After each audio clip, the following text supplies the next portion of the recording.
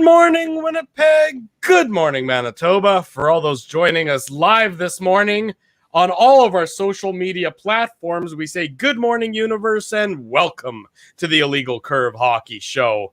Tons of Jets talk, tons of NHL talk for you on this Saturday morning, the 10th of July. The 2021 season has come to a conclusion. The Tampa Bay Lightning, for the second consecutive year, raise Lord Stanley's Cup. And now all the other 30, soon to be 31 teams are in an arms race to catch up to the Lightning. Dave Minuk's in my top right. Ezra Ginsburg's in my bottom middle. Gentlemen, nice to see you both. Dave's sporting, if I'm not mistaken, if I can squint hard enough, a Minnesota Golden Gopher hat on this Saturday morning. And could also be a Garden City Gopher. Yeah, except I think there's an M being worn on the Gopher. That's for Minuk. That's for Minuk. Okay, it's the Minuk Golden Gopher. Is that what that is? Yeah. Okay, well, there you go. That's Dave is the golden child, right? So it makes sense. I'm sure that his siblings might have something to say about that, but that's a separate issue. Sorry, Dan.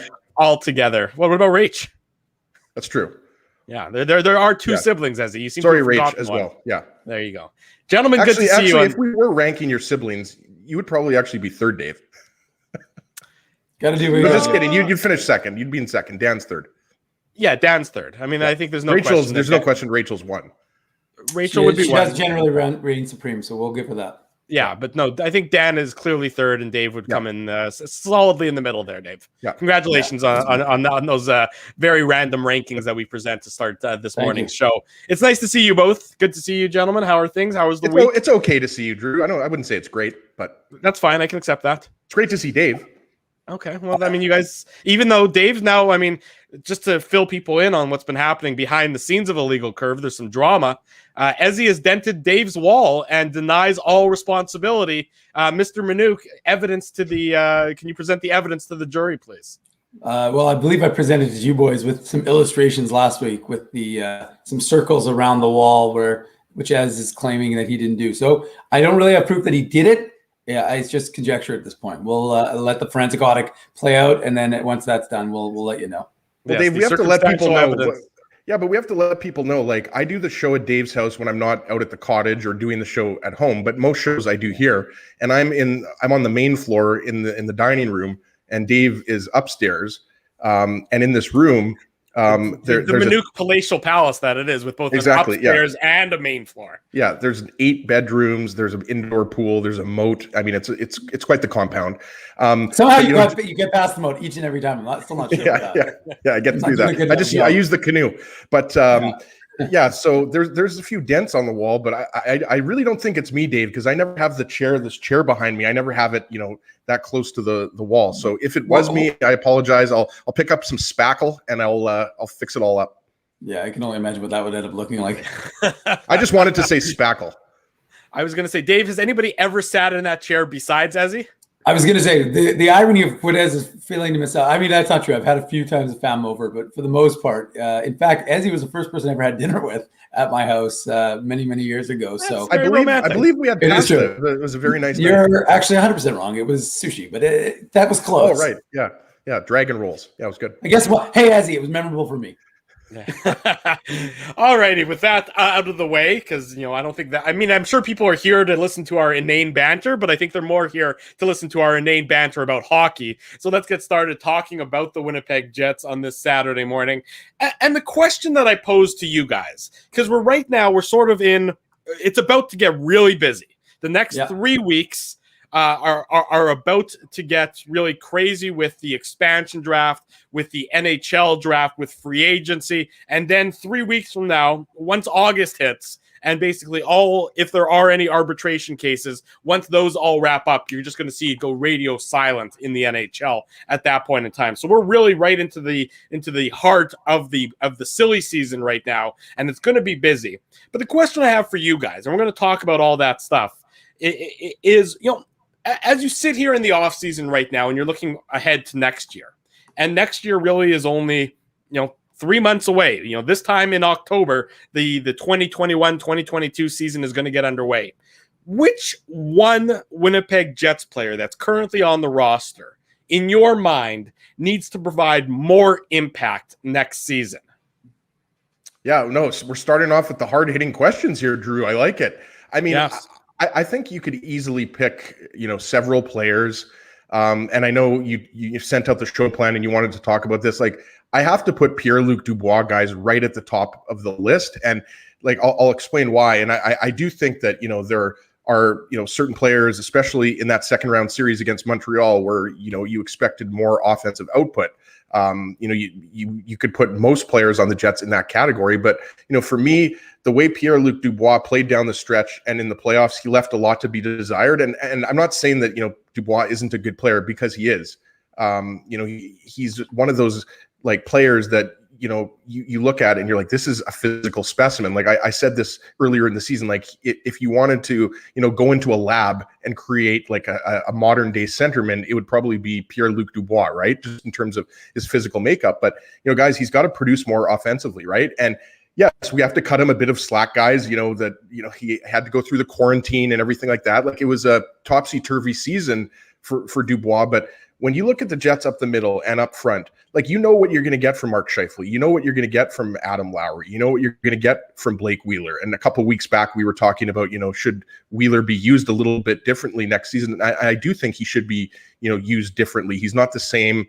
He just doesn't have the same, offensive impact on the game, especially at even strength. But when I look up the middle, if they're able to get 50 or 60 points out of Pierre-Luc Dubois, then they're most likely going to be a playoff team again. And yeah, there are other holes on defense. And I think the Jets are going to have to improve the fourth line, because we just don't know who's coming back, right?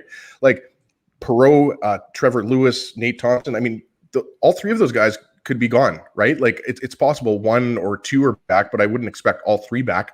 But getting back to the segment here, I think Dubois is a big key for the Jets. Because, like I said, with Mark Scheifele at this point in his career, you know what you're going to get, guys. Like, he's a bona fide top 10 center. I mean, some people don't think that, but certainly Craig Button, when he was on the show, said like he thinks he might even be a top 5 center in the league. But with Pierre-Luc Dubois, he's much younger. No question.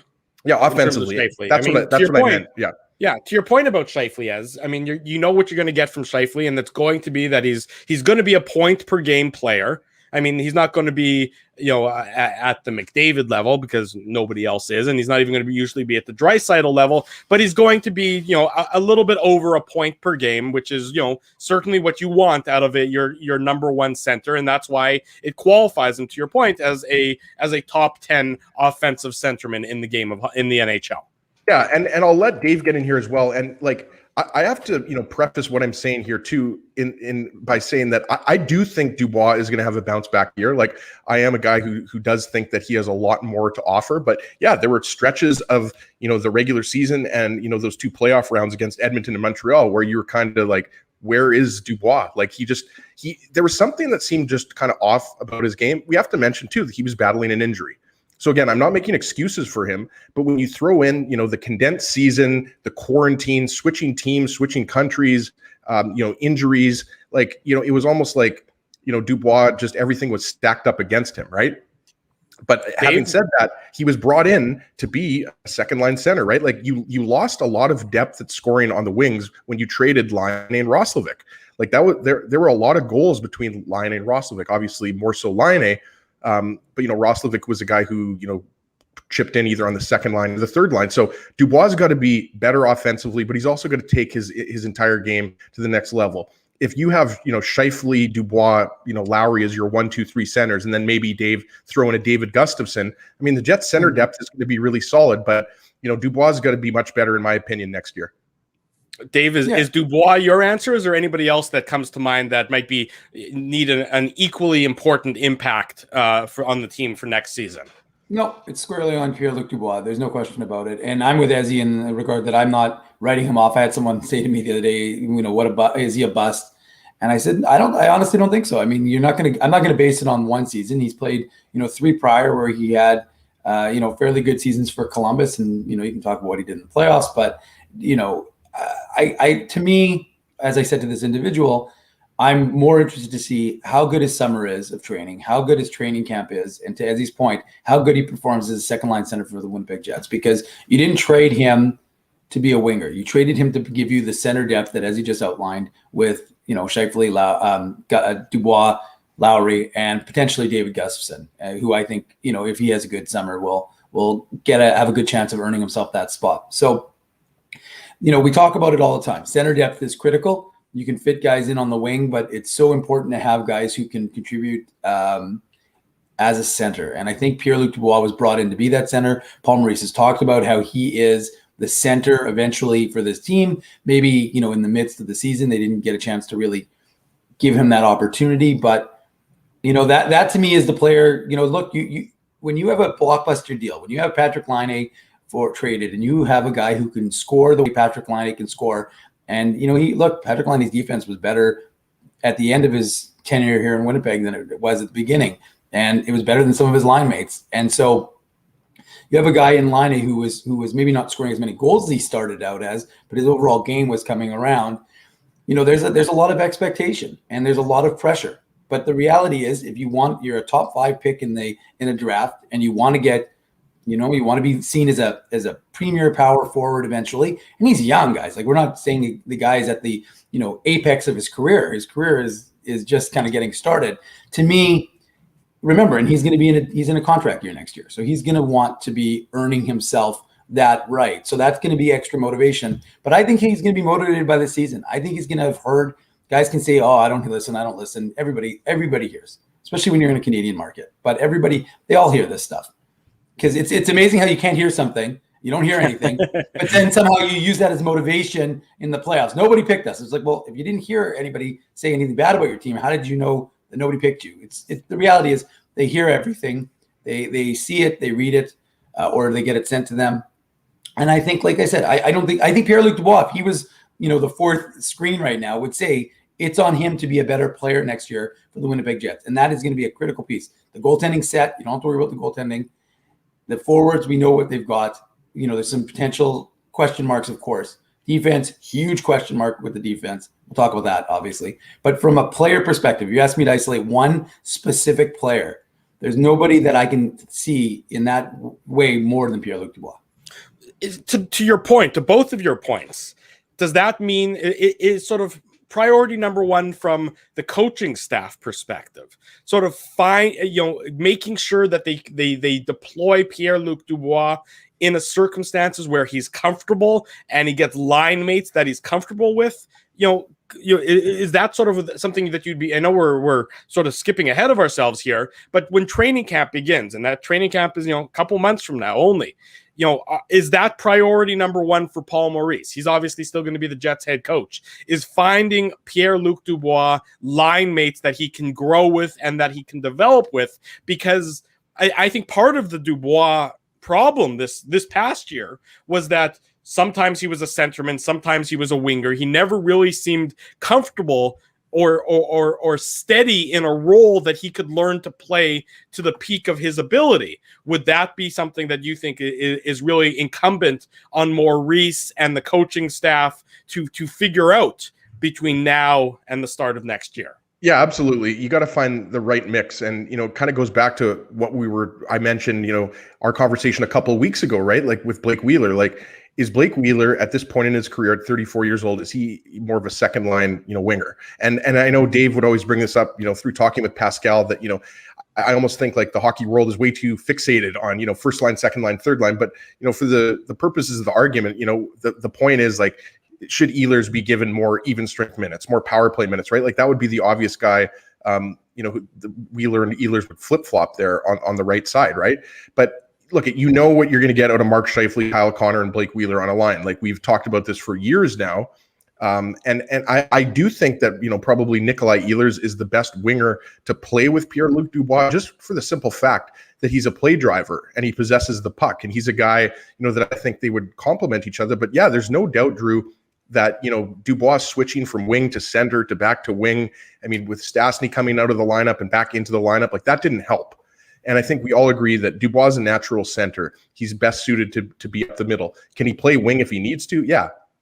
But, put it this way, in an 82-game season, you don't want Dubois playing, half the games on the wing. You want him playing, at least probably 70 to 75 of those games on the wing. So, yeah, he's got to be up the middle, and they have to find, the right line mates. And that's a big question mark because, we know with certainty, like, who's going to be back. But we don't necessarily know, who's going to be the other winger on that second line, right? Like we know Kyle Connor's your first line left winger, but is a guy like Andrew Kopp going to be on your second line? Like, so there's a lot of question marks, but absolutely. You're saying if a guy like Paul Stastny doesn't return, right. There's a hole in the Jets' top six, is what you're indicating. Yeah, absolutely. The way, at least currently, the way the team is structured. Right. With the UFAs that are pending, in the next couple of weeks. And then you could even say guys like maybe Mason Appleton is a guy, but that could move up to the second line, but Appleton might be chosen by Seattle. Like, we just don't know. There's so many uncertainties. Like, Dave has mentioned this, and I don't think it's preposterous. Like, could Christian Vesalainen get a long look on the second line? Like, could you have a second line, that features, I don't know, Ehlers or Vesalainen, Dubois and Wheeler? Like, there's a lot of uncertainty there. I don't know necessarily. Wasn't that four guys? Wasn't that four guys on your second line? I was saying Ehlers, Vesalainen. Yeah, Ehlers, Vesalainen. I mean, I think we all expect Connor and Scheifele to be together, but who knows? Maybe you have Connor, Dubois, Wheeler. Like, I don't know, but your question, Drew, was does Paul Maurice and the coaching staff need to find that right mix? And absolutely, because like I said before, we know what you're going to get out of Scheifele and Wheeler. So that's why Dubois. He's a key for the Jets. He's an absolute key player for the Jets. Everybody is, like Kopp is, Lowry is, everybody. But he's one guy that definitely left you wanting more last year. Let me ask you this then. I mean, you look at the Jets forward group, who's under contract, who's still an RFA, and let's assume the RFAs come back. We've been so focused on the Jets back end and the need to shore that up maybe through free agency. Is there a need to shore up the Jets top 9 through free agency with another additional forward up front? Yes. Because to your point, Ezzy, you mentioned that, no Roslovic and no Laine, so those two are out of your lineup. Stastny and Perreault, and whatever role Perreault plays, Stastny is no doubt, was in the Jets top 9 last year. So, Dave, is that maybe an area of free agency that the Jets need to focus on, that maybe as analysts, we've been so focused on the blue line, we haven't paid as much attention to the forward group? There's no doubt about it. I mean, again, to Ezzy's point, or to the one you said, Drew, like, we know who's coming back, but there is definitely going to be that hole. To me, Christian Vesalainen is 22 years old. It's a 2017 first-round draft pick. If you're not going to give him a chance to play in your top 6, what the hell is the point of having him on the team? I honestly, I just don't understand it. You don't make a Christian Vesalainen, who in theory would be a guy who can produce, like. Again, he's not a massive goal scorer. I think he had 19 goals one year in Liga. But I mean, the idea is he's got a good shot. He can fire the puck. I just think, like, you've got to give him an opportunity. And if he isn't, maybe he is a third line winger, and maybe he can play with Adam Lowry and a Mason Appleton, or an Adam Lowry and Andrew Kopp, however you want to say it. And you find somebody else. Another guy, I mean, he's 19. I don't like to put a lot of pressure on. I don't like to rush guys. But we had Craig Button on, and we talked about Cole Perfetti. And again, I saw what Cole Perfetti did from the start of his year as a perimeter player to a guy who wasn't afraid to get into the dirty areas by the end of his tenure with the Manitoba Moose. He's only 19 years old, but the problem is he can't play in the AHL next year. So it'll be a step back for him to play in the OHL. I don't like rushing guys into the NHL. You guys know that. But he's a guy who's probably going to earn himself, who has the talent. He can make guys better. He's a facilitator. And you know what? People look at him as a winger, as a center, but especially as a young guy, starting Cole Perfetti, potentially give him that opportunity. To me, he's a guy who could potentially fit on the top 6 in a wing position, whether it's with Dubois, whether it's with Scheifele, whatever. But the point is, and I don't like, again, like I said, I don't like to put a guy too much on a guy like that, because that's a lot of expectation. But I'm just saying it's just like this year was unique for Cole Perfetti. Next year is unique for Cole Perfetti, because again, he doesn't benefit from going back to the OHL and putting up 120 points. I don't think he does. I think he would benefit potentially from getting an opportunity with the NHL. But the issue is, of course, you don't want to crush a guy's, if he's not having success. So I think it would be I think we're going to see him regardless. I think you're going to see him in training camp, because I know how hard this kid works. So he's going to work his ass off this summer. He'll try and earn himself a spot. It'll be much like Mark Scheifele. He'll have that opportunity. And then the Jets will have to evaluate from there, because obviously they don't want to stunt his growth if they don't think he can play at the NHL level yet. And if he can't, that's not a slight to him. But I think they'll give him that shot. And he has the talent, guys, to make that Jets top 6 better. No question. Well, and he's the most, I mean, and thank you for bringing him up, because Perfetti, to your point, is in such a unique position. Because when we had Craig Button on, what was that, 2 weeks ago, talking about prospects, talking about the draft, and just talking, generally about some of the Jets players, he said that, Craig Button himself said that he didn't think Cole Perfetti benefits from going back to the OHL. Mm-hmm. So if you don't benefit from going back to the OHL, which, makes perfect sense, he the only other option is at the NHL level. I mean, he's really between a rock and a hard place, because usually, a guy who doesn't benefit, anybody who they say, well, he doesn't really benefit from going back to the OHL, hasn't had the run in the AHL that Cole Perfetti had last year because of COVID and because of the unique circumstances. So maybe his development curve is more is faster than a typical Winnipeg Jets prospect would be, because of what happened last year and because of the uniqueness of last season. But if Cole Perfetti is able to step into the Jets top 9, well, then you don't have to worry about really going out to free agency to shore up that role. But that's the big if. And that's why you're sort of, it's a very delicate juggling act for the Jets in trying to figure out if he truly is ready for that role, Ezzy. Yeah, and I got to say, boys, I love being on the Cole Perfetti hype train. Like I will be the conductor, I'll be the caboose, whatever. But I love being on this hype train. And this is the thing. People might, again, point out, like Dave said, well, he's 19 years old. You don't want to rush him, all that. The thing with Perfetti, and again, I'm not an amateur scout, in the NHL, but we've watched enough hockey. This guy is on a different level than your average prospect.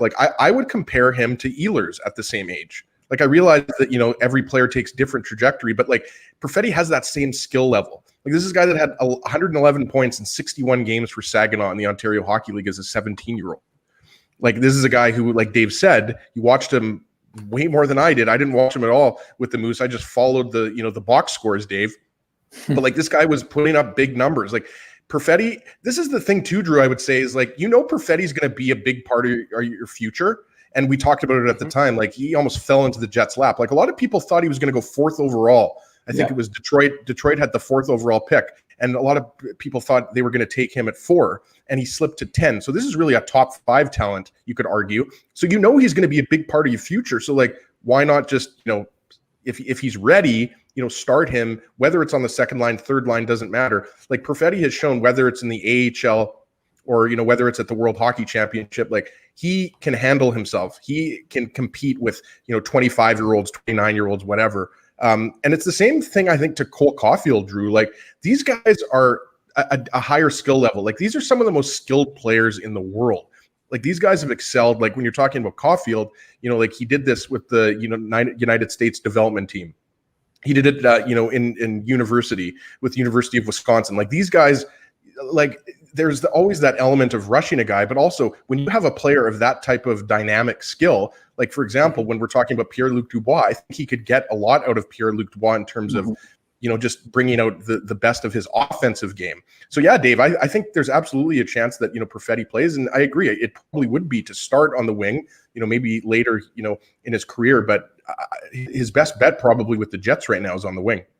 Well, if Perfetti, to wrap it around a bit, if Perfetti follows the trajectory, Dave, of Nikolai Ehlers when he was drafted. So Ehlers was drafted, of course, in 2014, and then he went back and he played that one more season in Halifax. And there was never any thought that when he left Halifax and he came back to the Jets, there was never any thought that, the AHL was an option for him. He went straight from the Halifax Mooseheads almost seamlessly into the Winnipeg Jets top 6 that year. And, he had a pretty solid rookie year when you look back at it, 38 points in 72 games. And sure, there were some lulls in there, but, he never for a second really didn't prove that he belonged at the NHL level. So maybe for Perfetti, the equivalent is the year with the Moose. Maybe that's the equivalent of Ehlers going back to the Mooseheads for one season, and that could be what sort of bridges that gap to make him seamlessly into the NHL level.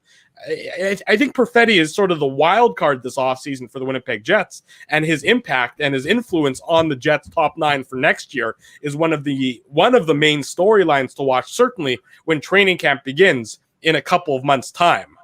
Pleased to welcome to the program now a man who is known for his hair, his handsomeness, and everything else.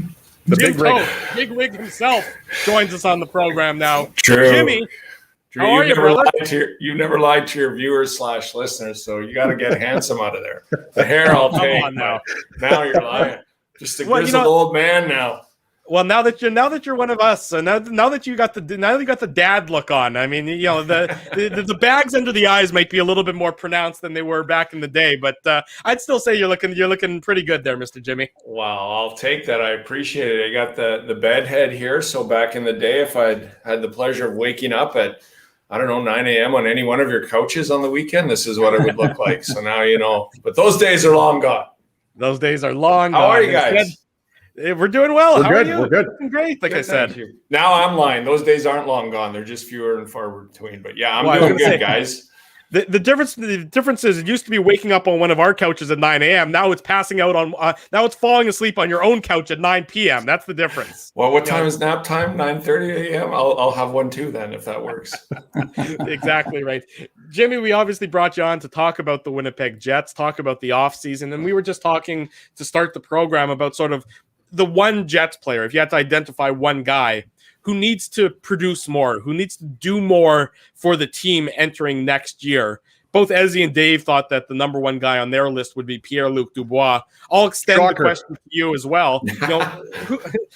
Who's at the top of your list from current Winnipeg Jets players, forward or defense, that need to provide more impact next season? Well, I mean, it's Pierre-Luc Dubois, but that's because he's underachieved so much in his short time here. And I was listening and watching you guys earlier, and you all made the valid points. Like and as I know you said that there's no excuses, but there really are. Those are excuses. Like if you're looking for a reason why a high-end quality player came into a new situation that was supposedly better and surrounded him with more talent, and it didn't work out. Those are valid excuses. You look to see why it didn't work out. Because the answer is, if it's not, then Pierre-Luc Dubois is an awful hockey player, and he's not. So there were many factors that went into it. I also think that the Jets, and I commend them because they get bashed for this a lot when you talk about breaking up the number one line or giving other people opportunities and things like that. They did everything they could do to get Pierre-Luc Dubois going. He played, I think, with everybody in every situation. And it just wasn't working for him. And I saw a player that was trying to do too much. I think the Pierre-Luc Dubois that comes into a camp, has a full training camp, has some time to understand what the coaches want from him. And even though I'm sure they gave him some clear messages, he's a guy that got traded for Patrick Laine. And he's a guy that initiated the trade. And he knew that coming in here. And there's that subconscious of trying to do way more than you need to do, especially when you're surrounded by this much talent. And he hasn't been in Columbus. So there are many factors there, but I think he is at the top of the list. But I think it's even ridiculous to say because he's so underachieved that it's the clear one. I'm looking at the youth again, guys. I loved your discussion around Scheifele, and we can get into Wheeler and everything like that. I thought Connor looked better this year, although there's some aspects of his game defensively that I thought looked worse this year. But most of the guys, even Nick Ehlers, I thought those guys continue to get better. This team is at a stage where what is Christian Vesalainen, what is David Gustafsson going to bring you? Logan Stanley we saw come in. Is there another guy? So when I look at the roster and I look to see who needs to improve, I'll even say the Mason Appletons. I like everything about Mason Appleton. I really do. But we bash the high-end guys for that Montreal series. And I always say secondary scoring. Who scored for Tampa? Who scored game-winning goals in the Stanley Cup final for Tampa? It wasn't the high-end guys. So I always look when there's improvement. And it's not necessarily a negative thing. Like I don't look at the youth and go, man, these guys got to get better. I look at them and I go, who can get better and how much? And Paul Maurice said earlier in his tenure here, I think he was talking about Jacob Trouba. He had his great rookie season, and then I think it was his third season or fourth season that Maurice got here. And he said going into a training camp, the off season is 5 months. Everybody expects guys to put up 18 goals, come back the next year and score 40. He said realistically, a guy in 5 months can get 10 to 15% better. So if guys come back in and they improve, whether that be, he's 30% better in his defensive zone, but he put up the same amount of points. It's just who can get better. So when I look to improvements, Clearly, it's Pierre-Luc Dubois, but I expect more from Pierre-Luc Dubois because he's so underachieved.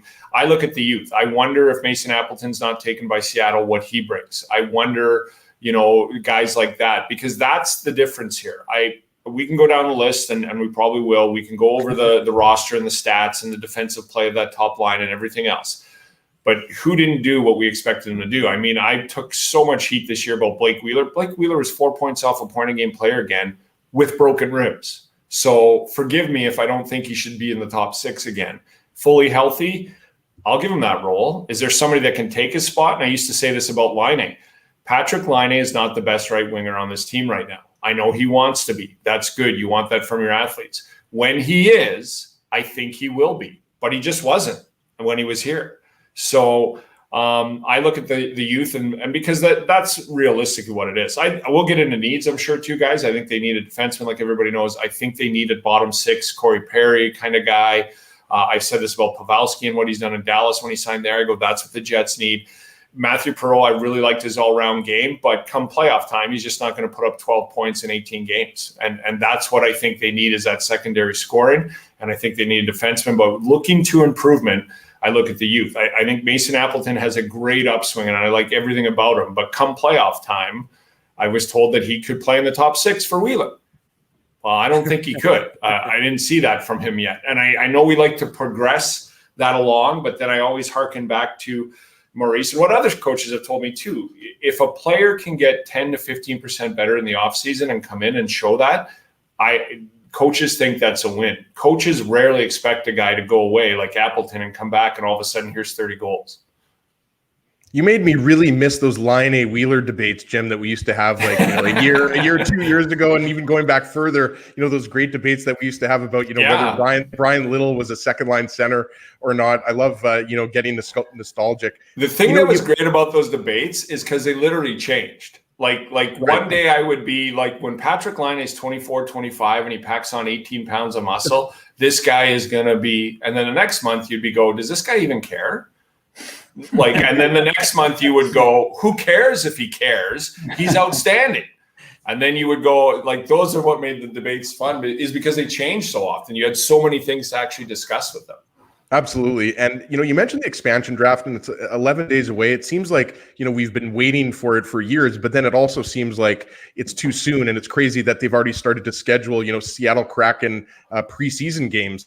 But, are you expecting it to be quite predictable? Because we've been talking about it the last few weeks on the show. And, I think everybody, is expecting the tough decision to be, between Logan Stanley and Dylan DeMello. But I was saying last week, I think there's a really good chance that you're going to see a Toby Enstrom type deal, and the Jets are going to just make sure that, they're still able, to protect Logan Stanley. Do you is that what you see happening? You mentioned Mason Appleton. In your mind, is it basically Appleton or maybe Jansen Harkins, and then the Jets will just swing, a deal involving draft picks so that they can keep Stanley? I feel like this isn't going to be, necessarily as unpredictable as some people think.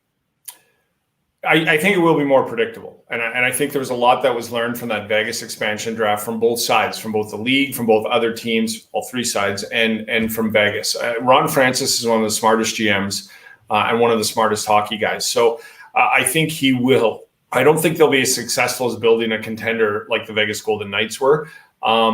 And the cap will weigh into that. The thing that's lost in the Vegas Golden Knights and the great job that they did was teams like Florida and Minnesota and stuff were unloading cap. They saw it as a way that I don't care which player we let go unless we can alleviate some money. I mean, Marc-Andre Fleury wasn't the starting goaltender anymore in Pittsburgh, but it was because of his number that they wanted to get rid of him. So I think that's I think it will be a lot more predictable, but I do think there's some surprises out there, and especially with the flat cap. So I'm not convinced, guys, that if they leave Dylan DeMello exposed, that Seattle takes him. I think they do, but the more I think about it, it really depends on what defensemen are also available. Right. And then I think like Ron Francis, if you look at the defense he built in Carolina, is Dylan DeMello a Ron Francis type of defenseman? Dylan DeMello is a really good, solid, stay-at-home defenseman. He's not going to put up points or anything like that. At $3 million, that's a bargain. That's really good. But if Ron Francis goes, you know what, I can get these two guys. We have the cap space. $3 million fits really nicely in, but he's probably going to end up being 5'6". Now, that being said, we all know that the last expansion draft, didn't they take 4,800 defensemen? Like, they just started like shipping guys to the AHL and stuff. So I could be wrong on that. But the reason I would protect Logan Stanley is because I don't know what he is yet. And what I've seen from him so far is good. Is he as good as Dylan DeMello? I don't think so, defensively, for sure. But I know what Dylan DeMello is, and I know what I'm going to get from him. I would think you could find another Dylan DeMello if need be, or maybe even in your organization. Like, it's really up to these are the things we don't know, how the team sort of slots in a Dylan Samberg. Would it surprise anyone if the Jets put him in the AHL again for half the year at the start and go like, no, we still don't think he's ready, even though everybody's screaming for him? It wouldn't surprise me. But if they think he's ready, then they'd go, you know what, there's our DeMello, and we believe in him, and we think that he can do that. So those are the factors when everybody's going, guess who they leave exposed. Well, those are the conversations I want to know. Even with Mason Appleton. Mason Appleton to me seems like a Ron Francis guy. I think that he's kind of that type of player. He's hard-nosed, he's gritty, he can get things done. And I think there's more scoring coming from him eventually as he goes forward. I don't think he's a 40-goal guy, but I think he could put up 25 a year and maybe 50 points. And I think that's probably his ceiling. I could be wrong, and I'd love for him to prove me wrong, but I think people are sort of overvaluing him because he's so important to this roster when compared to general, can you find guys like that? So I do, to answer your question, long-winded, Ezra, I think that it is going to be more predictable, but I still think there's going to be some surprises there. And I think at the end of the day, when you look at it, at the surprises and the predictability, you're going to go, wow, that's a Ron Francis team. That looks like a Carolina Hurricanes roster. Jim Toth is our guest on the Illegal Curve Hockey Show Saturday morning. We're live on YouTube and all of our social media platforms. Nice to see so many friends in the chat. We remind you, smash that like button, subscribe to our YouTube channel if you haven't already done so. You know, Jim, I was reading a Sportsnet article that was asking a question of every single NHL team for the upcoming season. And I had to, once I finished scrolling to the bottom to read about the Winnipeg Jets, I scrolled back to the top to make sure I was reading an article in 2021 and not an article from 2020, because the question was about the Jets defense. And again, I wrote about it in the morning papers. I said, this could have been written last year, and it's the same question the Jets have this year. Is the number one priority, and it seems like a, almost a rhetorical question, but like, does Kevin Cheveldayoff absolutely have to address his defense in a significant manner, not allowing just like little things to happen? Does he have to go out and make a big splash to improve his defense this year? Yes, he does. And I could leave it at that, but I know how those are terrible questions or answers. Remember when you have a guest on, they'd be like, yes. Yeah. Thanks for coming on. Appreciate your insight. What else are you doing today? What else you got going on? But yes, he does. I don't think that's a question anymore. But what I do think that I think he has been trying. I think, like, I watched Savard set up that goal in Tampa Bay in the final, and I thought, well, that was a first-round pick. And then I thought, well, would that have gotten the Jets past Montreal? Probably not. But, you don't think of it that way at the time you're making those deals. You're like, does this improve our team? Yes, it does. I think he does. I really do, Dave. I think that he's trying. I think he's kicked the tires. Well, every team has checked in on Seth Jones. And I know that Dougie Hamilton is one of the favorites. But here's what I think happens. I think he's going to kick the tires on that, but getting those guys to come to Winnipeg is tough. And the latest I read from Elliot Friedman, I just did it this morning on his 33 thoughts this week, was that Philadelphia was all in on Seth Jones, but he won't commit. So I think Columbus is tough because we all know Philly likes to throw out, and Philly's a good team, and they like to throw money around. So for me, I think that Seth Jones, it's going to be his decision. They're going to get a lot less on where he goes if he goes anywhere, but they have to ship him somewhere because he's not staying. But if he's not willing to sign like Jacob Trouba did, I don't know. And maybe Seth Jones just doesn't want to go to Philadelphia and he pulls a Trouba. Like, I'm only going to the Rangers and I want $8 million, and they figure it out that way. But I think he kicks the tires on those and he tries. I think he always tries on those. What I think happens is you see something like a Neal Pionk deal get done. I think you see a guy that, it's maybe not flashy, splashy, a $4 or $5 million guy that he ends up bringing in, and they solidify it that way. And then I think Hainola's in the lineup next year, or Samberg, one of the two. And then you wait to see if it's DeMello or Stanley gone off that blue line, or Appleton. If Appleton's gone, I don't mind that. You bring in a guy, get a guy. But yeah, I do think he has to address it. I do think he tries to address it. I just don't know that he can convince guys like that. Like, I was one of the big guys that I said, what's Pietrangelo going to get? And I thought he was going to get 8 or 9. And I said, why don't you go to him in this market and go, Alex, here's a 2-year, $22 million contract. We can afford that. We just traded Laine. Come here for 2 years. Help us get over the hump. You're going to make $20 million plus in a cap or $10 million per in a cap strap year. And then you'll be 31 years old when you're a UFA again. Maybe the world opens up. Maybe there's more money for you to go wherever you want to go. Now, Vegas stepped up and did something that I didn't think they could do, and they couldn't. They dressed less than 20 skaters twice this year because of that move, and everybody goes, Vegas just gets it done. Vegas didn't get it done. Look at your locker room when there's only 16 guys sitting there for a game and try to explain that to them. Like, now, are you happy at Alex Pietrangelo? For sure you are, but I don't like that way of doing business. I think you handicap yourself that way, and I can't imagine a coach going in and going, okay, well, you're going to play a lot tonight. I know you like that, but I can't imagine there weren't players in that locker room that didn't go, we're only dressing how many tonight and why? I do think he goes after one. I think it's the number one need. And I think maybe it's not just the deal, just because of the finances of it. And then also, like, I would pay for Pietrangelo. I really would. I don't know what I would pay for Dougie Hamilton. It'd be a lot. And then Seth Jones too. I don't like, if you're talking 9-10 million, I don't know about that. And if it's 8, I look at it, but it's got to fit. I would go more Dougie Hamilton for $8 million than Seth Jones. But I believe he's going to make a move. I believe he has to answer your question, Dave. And I think it's going to be more along the lines of someone that's more than willing to come here, maybe at a lesser cost, but he fits in with everything that's here and just adds to what they already have. And what they already have is, they've got to get some good quality minutes. You don't need a guy to come in and play 27 minutes. You need a guy to come in to play 18, 19 very good defensive minutes and move that puck. They got to move that puck out. And if you can find somebody that can do that and it costs $4 or $5 million, I think he does it. Jimmy, I think one of the most sort of not talked about aspects of this offseason from the Jets' perspective is the Andrew Kopp conundrum. He's a guy who's RFA, he's arbitration eligible, and he's 1 year away from UFA status. We know his agent is Kurt Overhart, who always drives a tough bargain for his players. Do you see Andrew Kopp here as signing a long-term 4 or 5 year deal? Or do you think that maybe he gets dangled as a trade possibility sometime between now and either the draft or the start of free agency, or even before that, the expansion draft potentially?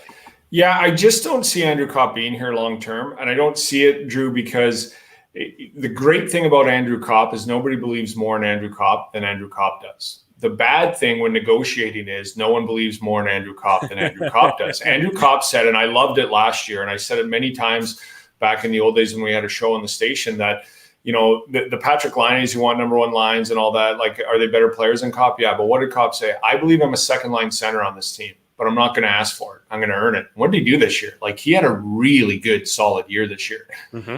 I'm just not convinced, and he's one of the guys that I was sort of on. And again, to go back to what I already said, I'm all for bashing the Kopps, the Wheelers, the Scheifeleys, the Connors for not scoring against Montreal.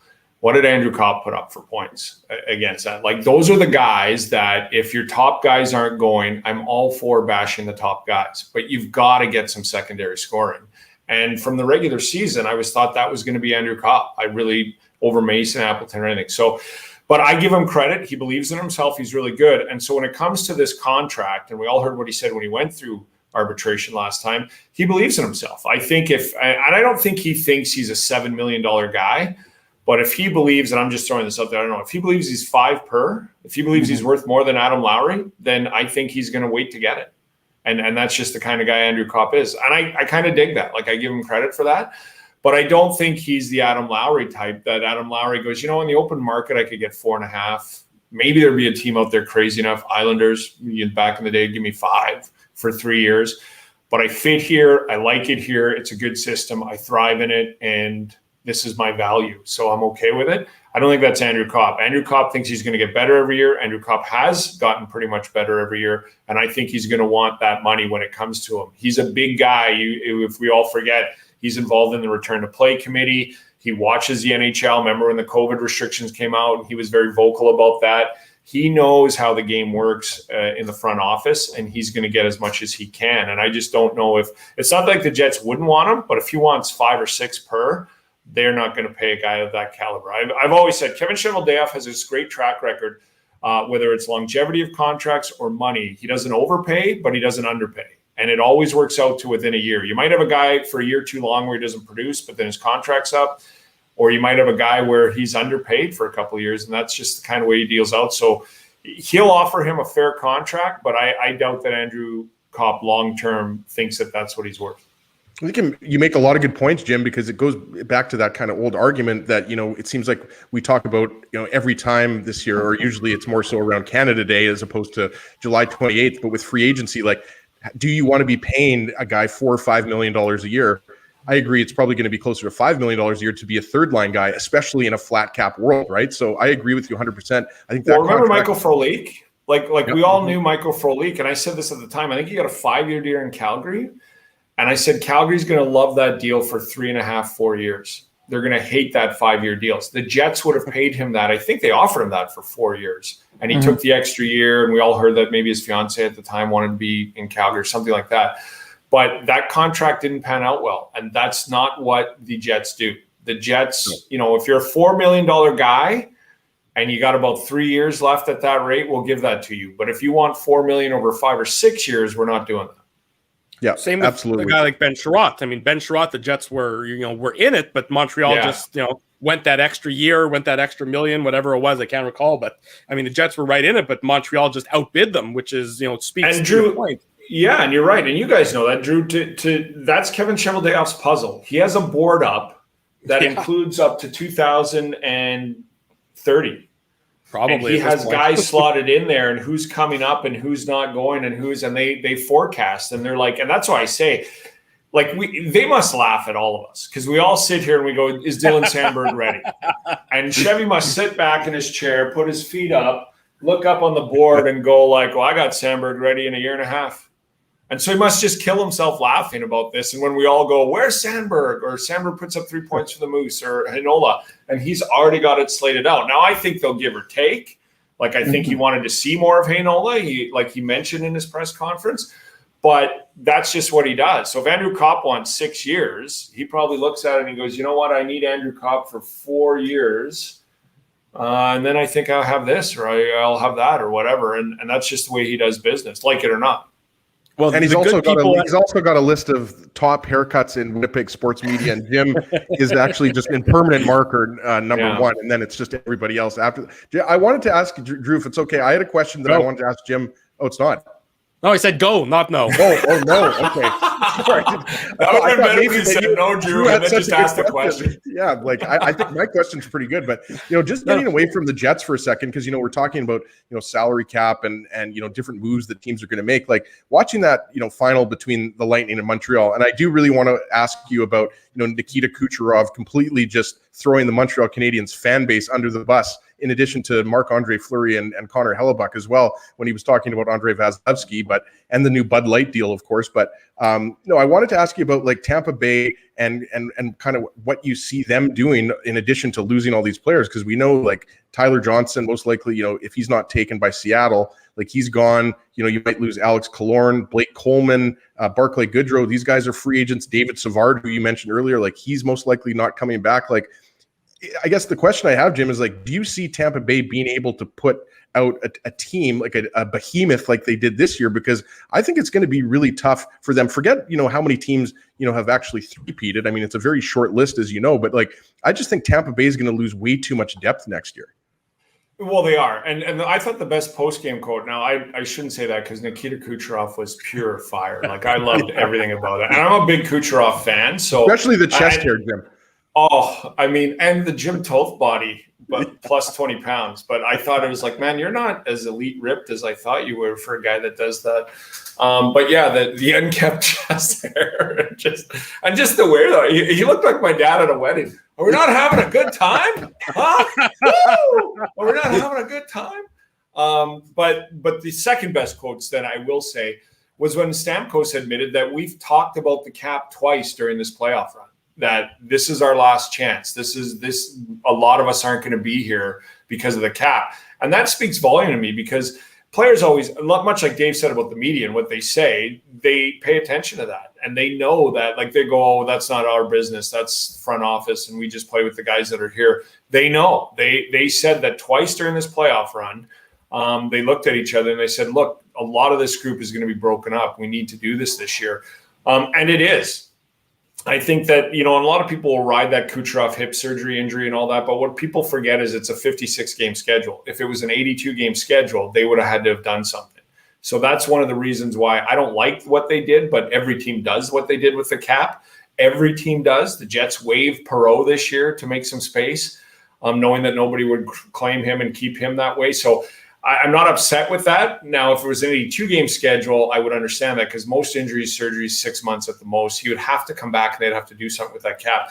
But they do, and this team's going to look way differently. I'm more interested in who's going to overpay the Goodrows and the guys like that, because that happens when you've got a couple rings.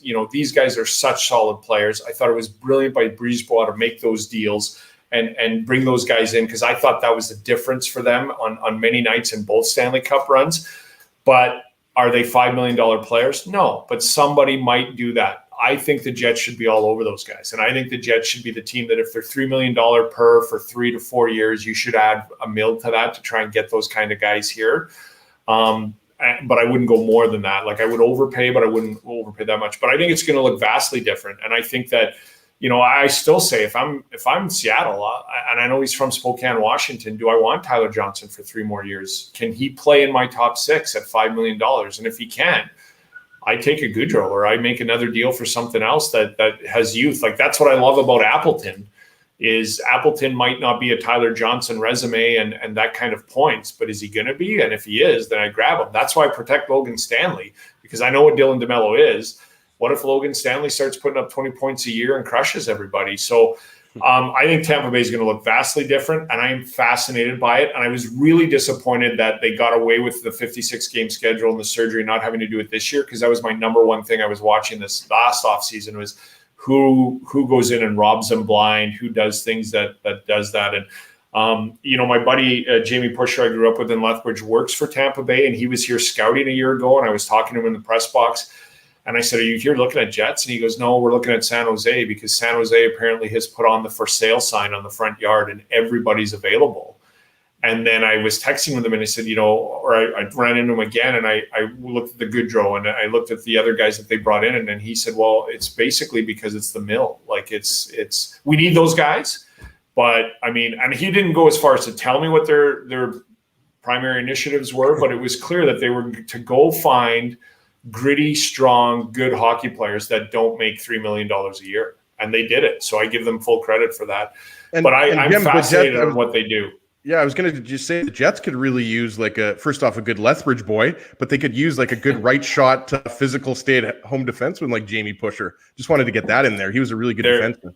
There you go. Yeah, I like to say that, and he laughs at that himself. But he'll say, I always asked him where the points were, and he said, well, that's my job to keep them out, not put them in. But he's got some great stories, because he was a rookie in '97 when Detroit won. And then the next year at the deadline, when they went back-to-back, they traded him for Ozelinch in Anaheim. But he's got some fabulous stories about, like, he was a healthy scratch one game in Edmonton when I was working in Northern Alberta and went to see there. And I took a buddy with me who was just a hockey fanatic.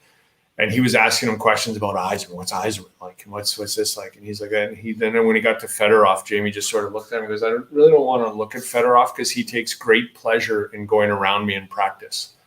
and so we laughed, because it was like, oh yeah, I don't know. He goes, no, like, he goes out of his way for me to, like, he would just roast him nightly in practice, or day after day, just like undress him and stuff. And he's like, he would purposely, and then he'd always say, push again. Let's go again. He's like, no, I'm good. Thanks. Practice is over. So, but yeah, I mean, getting back to that, I'm fascinated by Tampa Bay. Like, I think that what they do and how they do it, and let's be honest, it's going to hurt. Like, there are going to be deals there that when those phones are hung up, that it's just going to be like a gut punch after gut punch after gut punch, I think. Jimmy, we'll get you out of here with this last Jets. We'll bring it back to the Jets, though. I'm not one to rush guys from the AHL. I think it's always good to give them that opportunity to develop. But one player who doesn't have that opportunity next year, coming off kind of the most unique year probably of his life, is Cole Perfetti. And he had a real good year with the Moose. And I saw the games. He went from, like I said, a perimeter player to a guy who wasn't afraid to get those dirty areas.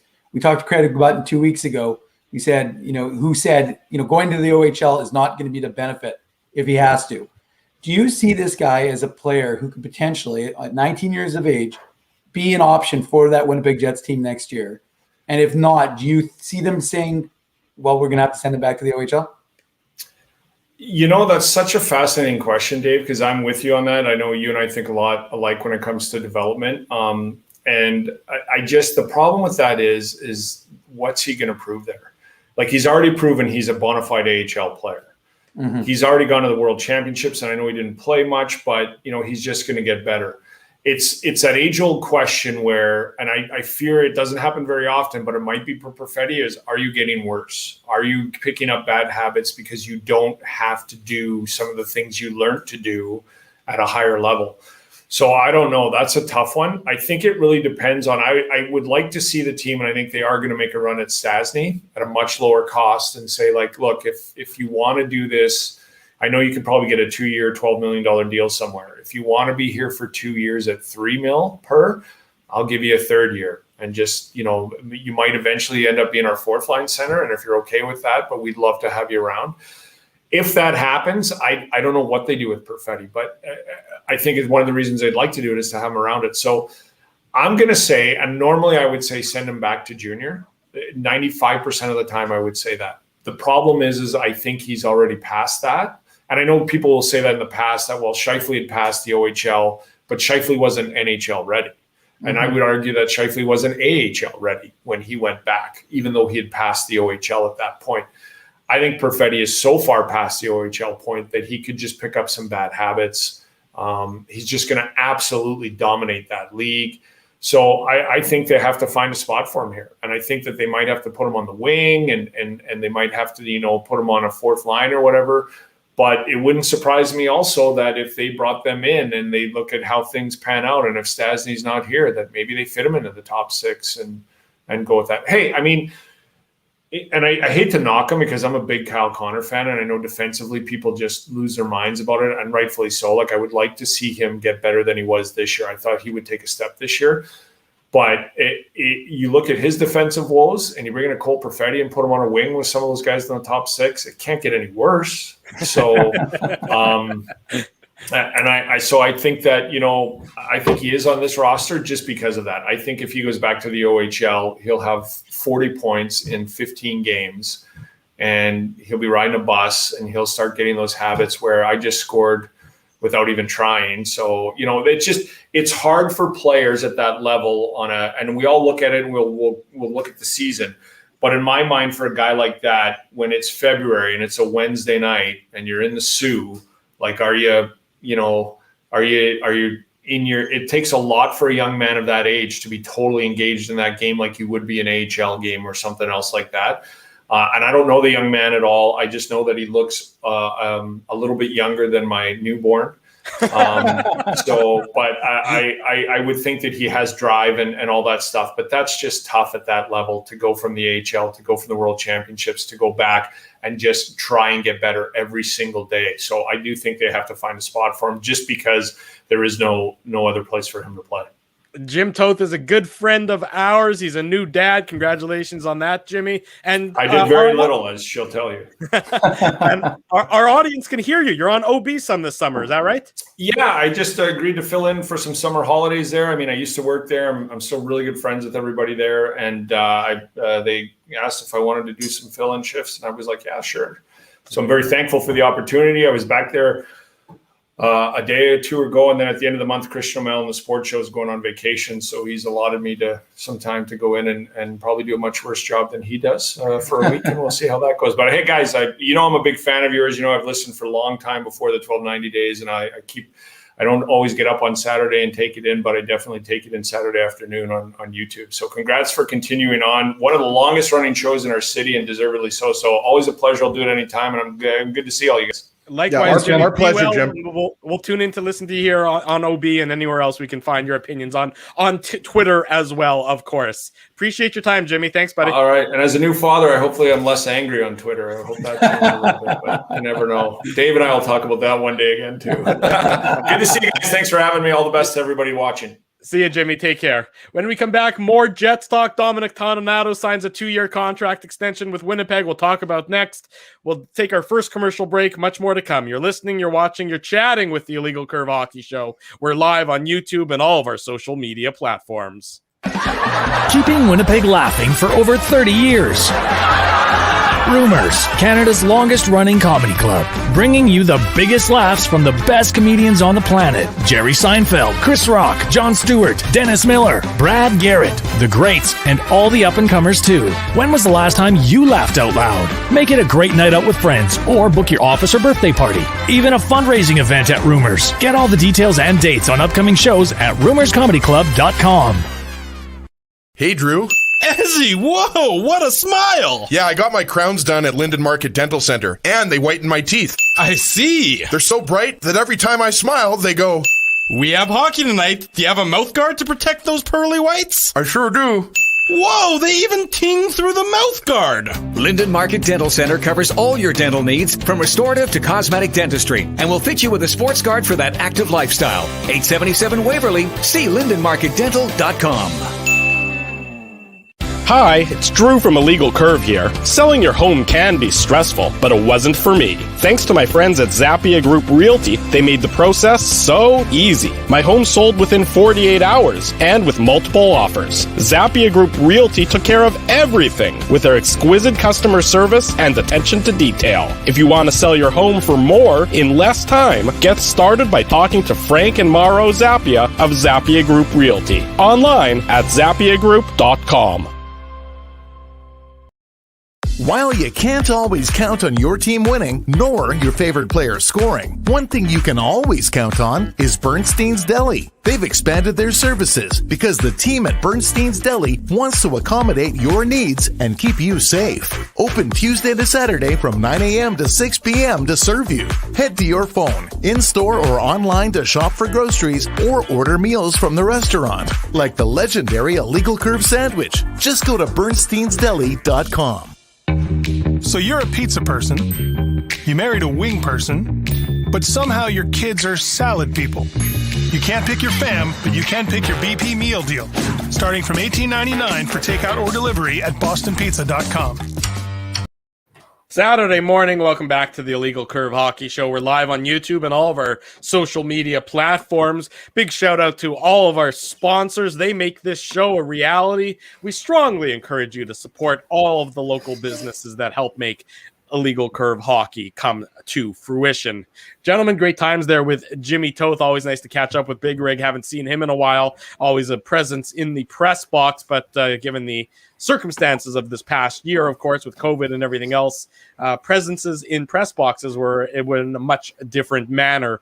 Let's get back talking about the Winnipeg Jets. They announced a contract extension earlier this week, and I think it sort of came out of a little bit out of left field, but it does make a lot of sense. Dominic Toninato, a guy that Jets fans really only saw briefly this year, but he had an impact, of course, getting the game-winning goal in Game 1 of the playoffs against the Edmonton Oilers. He signs a 2-year deal in Winnipeg. The first year is a 2-way deal between the AHL and the NHL. And then the second year of the deal is a 1-way only contract worth $750,000 at the NHL level. I guess, first of all, were you surprised to see Toninato and the Jets come to a 2-year contract extension? Yeah, no, I wasn't surprised at all. I mean, I think, you mentioned this on Twitter, Drew. I saw that also gives the Jets another player to expose in the Seattle expansion draft, right? So I think we would all agree that, Jansen Harkins and Mason Appleton would be above Dominic Toninato on the depth chart for Ron Francis and the Kraken, right? I don't think anybody's going to deny that, but Toninato's a good, useful player.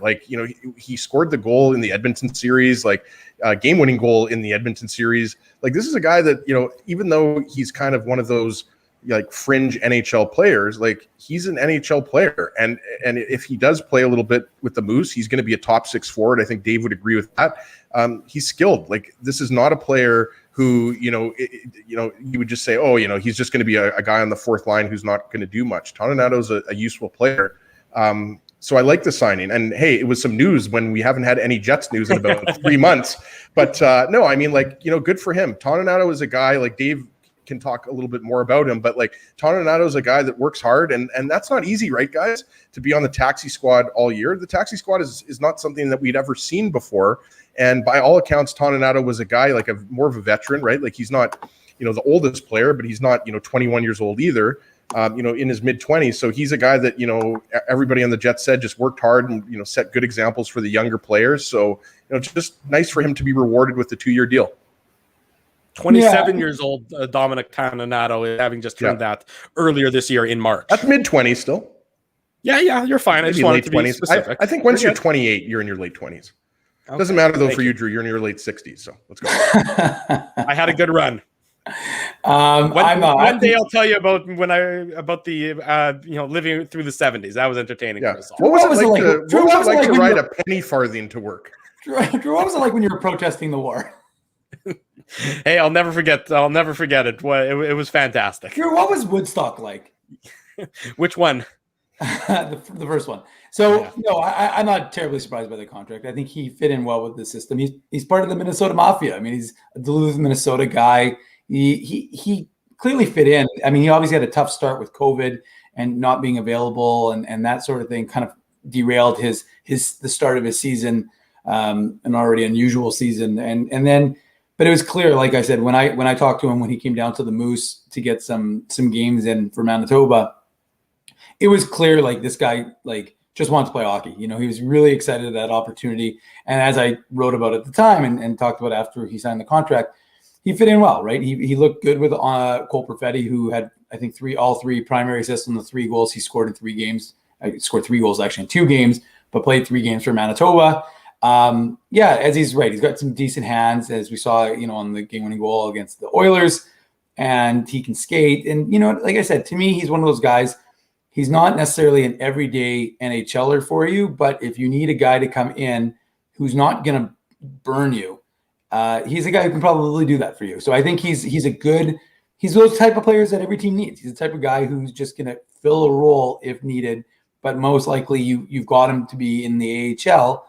And then if you have a depth move, then that's where you're going to go to. And I think that's kind of the idea that people sometimes forget. It's like it was funny because when we tweeted it, someone was like, "Wow, now it's done. The summer can start because this signing." But the truth is that these are the types of depth moves that that all organizations have to make. So I think you have a guy who likes the organization, relatively local, in quotes, but and I think, there's a fit there for both sides. So that's why I'm not surprised that the deal got done.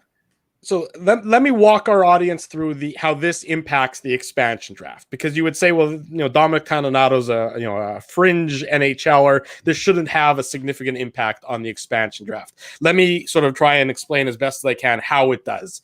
Each team needs to expose a minimum of 2 players who have played either 27 games the previous season or 54 games combined, playoffs and regular season, over the last 2 years.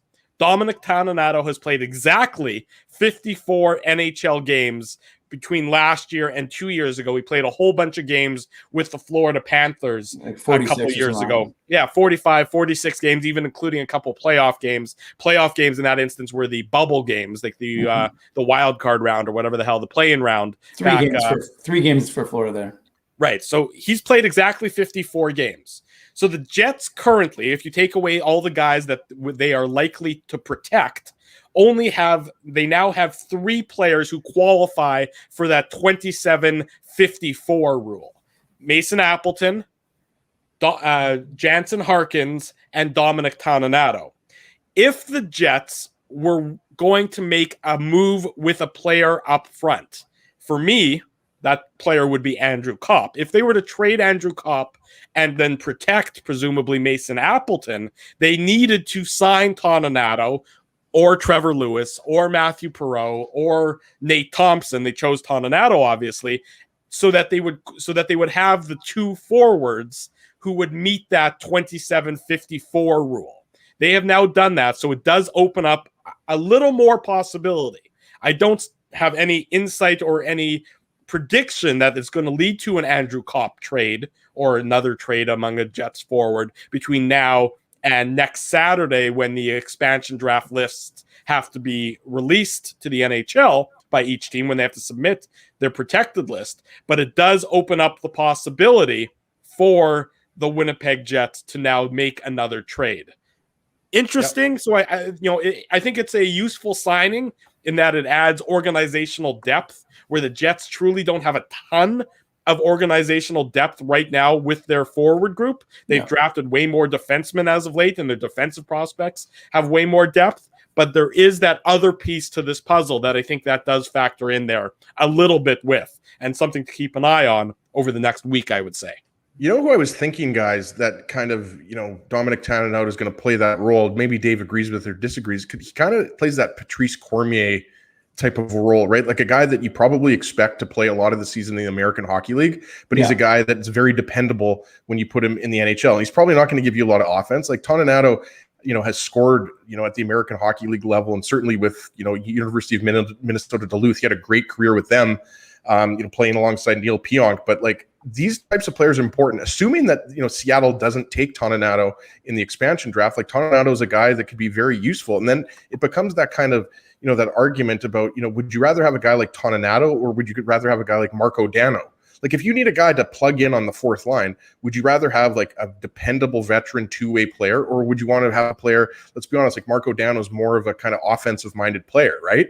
You're not saying he's an RFA for the Jets. Well, I know, but the point I'm trying to make here is like a guy like Toninato, having those types of players in your organization are useful, right? Like I kind of look at like he's like Arturi Lehkonen is a regular NHL player, who's playing in Montreal's top six. But to have those guys that can just plug in on the fourth line, but also, will probably spend a lot of time in the American Hockey League, like it's a valuable player. So he's, again, like we don't expect him to score 20 goals for the Jets next year, but, it's a good signing. And you're right, Drew, it does kind of give the Jets more flexibility.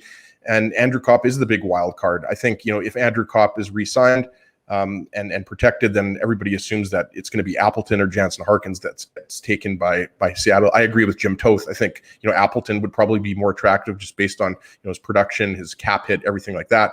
But yeah, again, it was just nice to have a signing, guys. Nice to have some Jets news to talk about. It's been a while.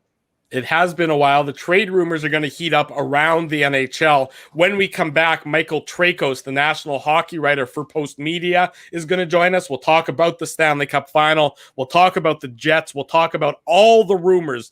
Tons of names being bandied about as being available via trade. And then free agency, of course, is only about 18 days away. Much more hockey talk to come. Michael Trakos of Post Media joins us next. You're listening, you're watching, you're chatting with the Illegal Curve Hockey Show. We're live on YouTube and all of our social media platforms.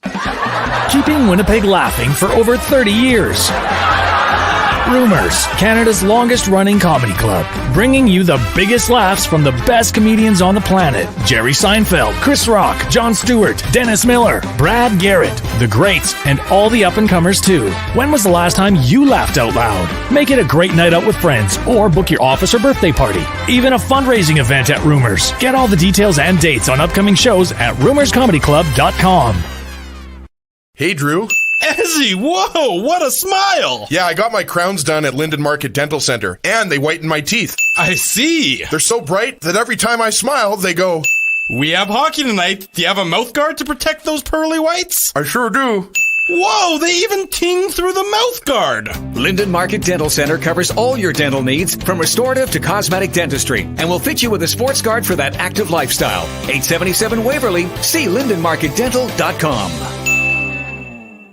Hi, it's Drew from Illegal Curve here. Selling your home can be stressful, but it wasn't for me. Thanks to my friends at Zappia Group Realty, they made the process so easy. My home sold within 48 hours and with multiple offers. Zappia Group Realty took care of everything with their exquisite customer service and attention to detail. If you want to sell your home for more in less time, get started by talking to Frank and Mauro Zappia of Zappia Group Realty. Online at zappiagroup.com.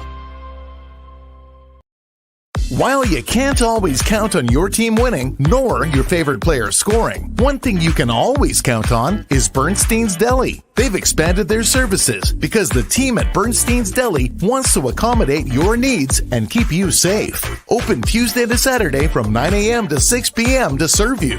Head to your phone, in-store or online to shop for groceries or order meals from the restaurant, like the legendary Illegal Curve sandwich. Just go to bernsteinsdeli.com. So you're a pizza person, you married a wing person, but somehow your kids are salad people. You can't pick your fam, but you can pick your BP meal deal.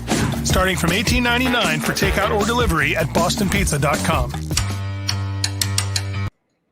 We're back with the Illegal Curve Hockey Show Saturday morning. We're live here on our YouTube channel and all of our social media platforms. A good opportunity while we await the arrival of Michael Trakos to remind everybody about the busy July that is ahead for us here on the Illegal Curve Hockey Show. In addition to our regular Saturday shows, those will continue unabated throughout the course of the month. We have special broadcasts upcoming for you. A special live broadcast for the NHL Expansion Draft. That's coming up on Wednesday, the 21st. So 11 days from now, Wednesday, July 21st, a special live broadcast related to the Expansion Draft. Friday, July 23rd, a special live broadcast related to day one, round one of the NHL Draft. Day two of the NHL Draft coverage will be a part of the Illegal Curve Hockey Show on Saturday, July 24th. Also celebrating Ezzy's birthday. Also celebrating Ezzy's birthday. It coincides. I'll be jumping out of a large cake for that show. Well, that's something we can all look forward to, especially then as you eat the cake that you've jumped out of to really make it a complete, that's how I'm going to get out. I'm going to eat myself out, Drew.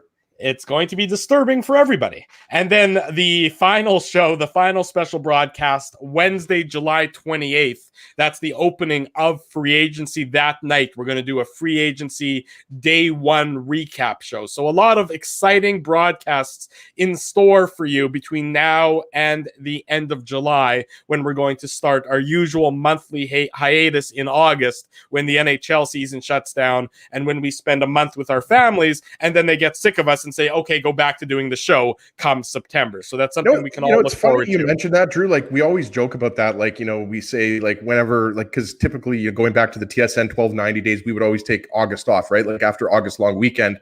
And we'd always joke that, like, Dave isn't going to, get in touch with us, or we're not going to be able to reach Dave for a month, which is true. But what ends up happening, I find every year, we've been doing the show for over 12 years now. I find that, by the time it gets to the second, third week of August, you start to miss doing the show. So it's a weird thing. Like for us, like it's essentially hockey is a 12-month-a-year thing, right? Dave, he just for the record, he said miss doing the show. He didn't say miss each other. There is a difference between the two, no, I would say. I would just, no, I mean, look, I understand what Ezzy's talking about, and I do agree, but I just think, like, I think what you do is you come to appreciate that month because we do spend so much time covering hockey on the show, on the website. Yeah. And I think as a result, like you really recharge the battery, you get a chance to kind of reset everything. Some of us, explore MB, and I think that it's good. I think it's helpful for all of us. Obviously, the illegalcurve.com website continues to run rain or shine throughout the course of the month of August. So we'll still have some capacity for Jets coverage, but it gives us an opportunity to kind of put the mics away. Obviously, if something happens, something's necessary, I could pop up out of Turtle Mountain or the Duck Mountains or something like that, and we could do a broadcast. That's kind of the beauty of what we have going on here, boys, is that we can just we can do it from anywhere. So I'll just make sure I have my laptop and a good Wi-Fi connection. If I have to, a sat phone that will allow me to broadcast from anywhere in our lovely province. There you go. The kind of dedication you show to this show is second to none. Where is the Explore MB trip for tomorrow?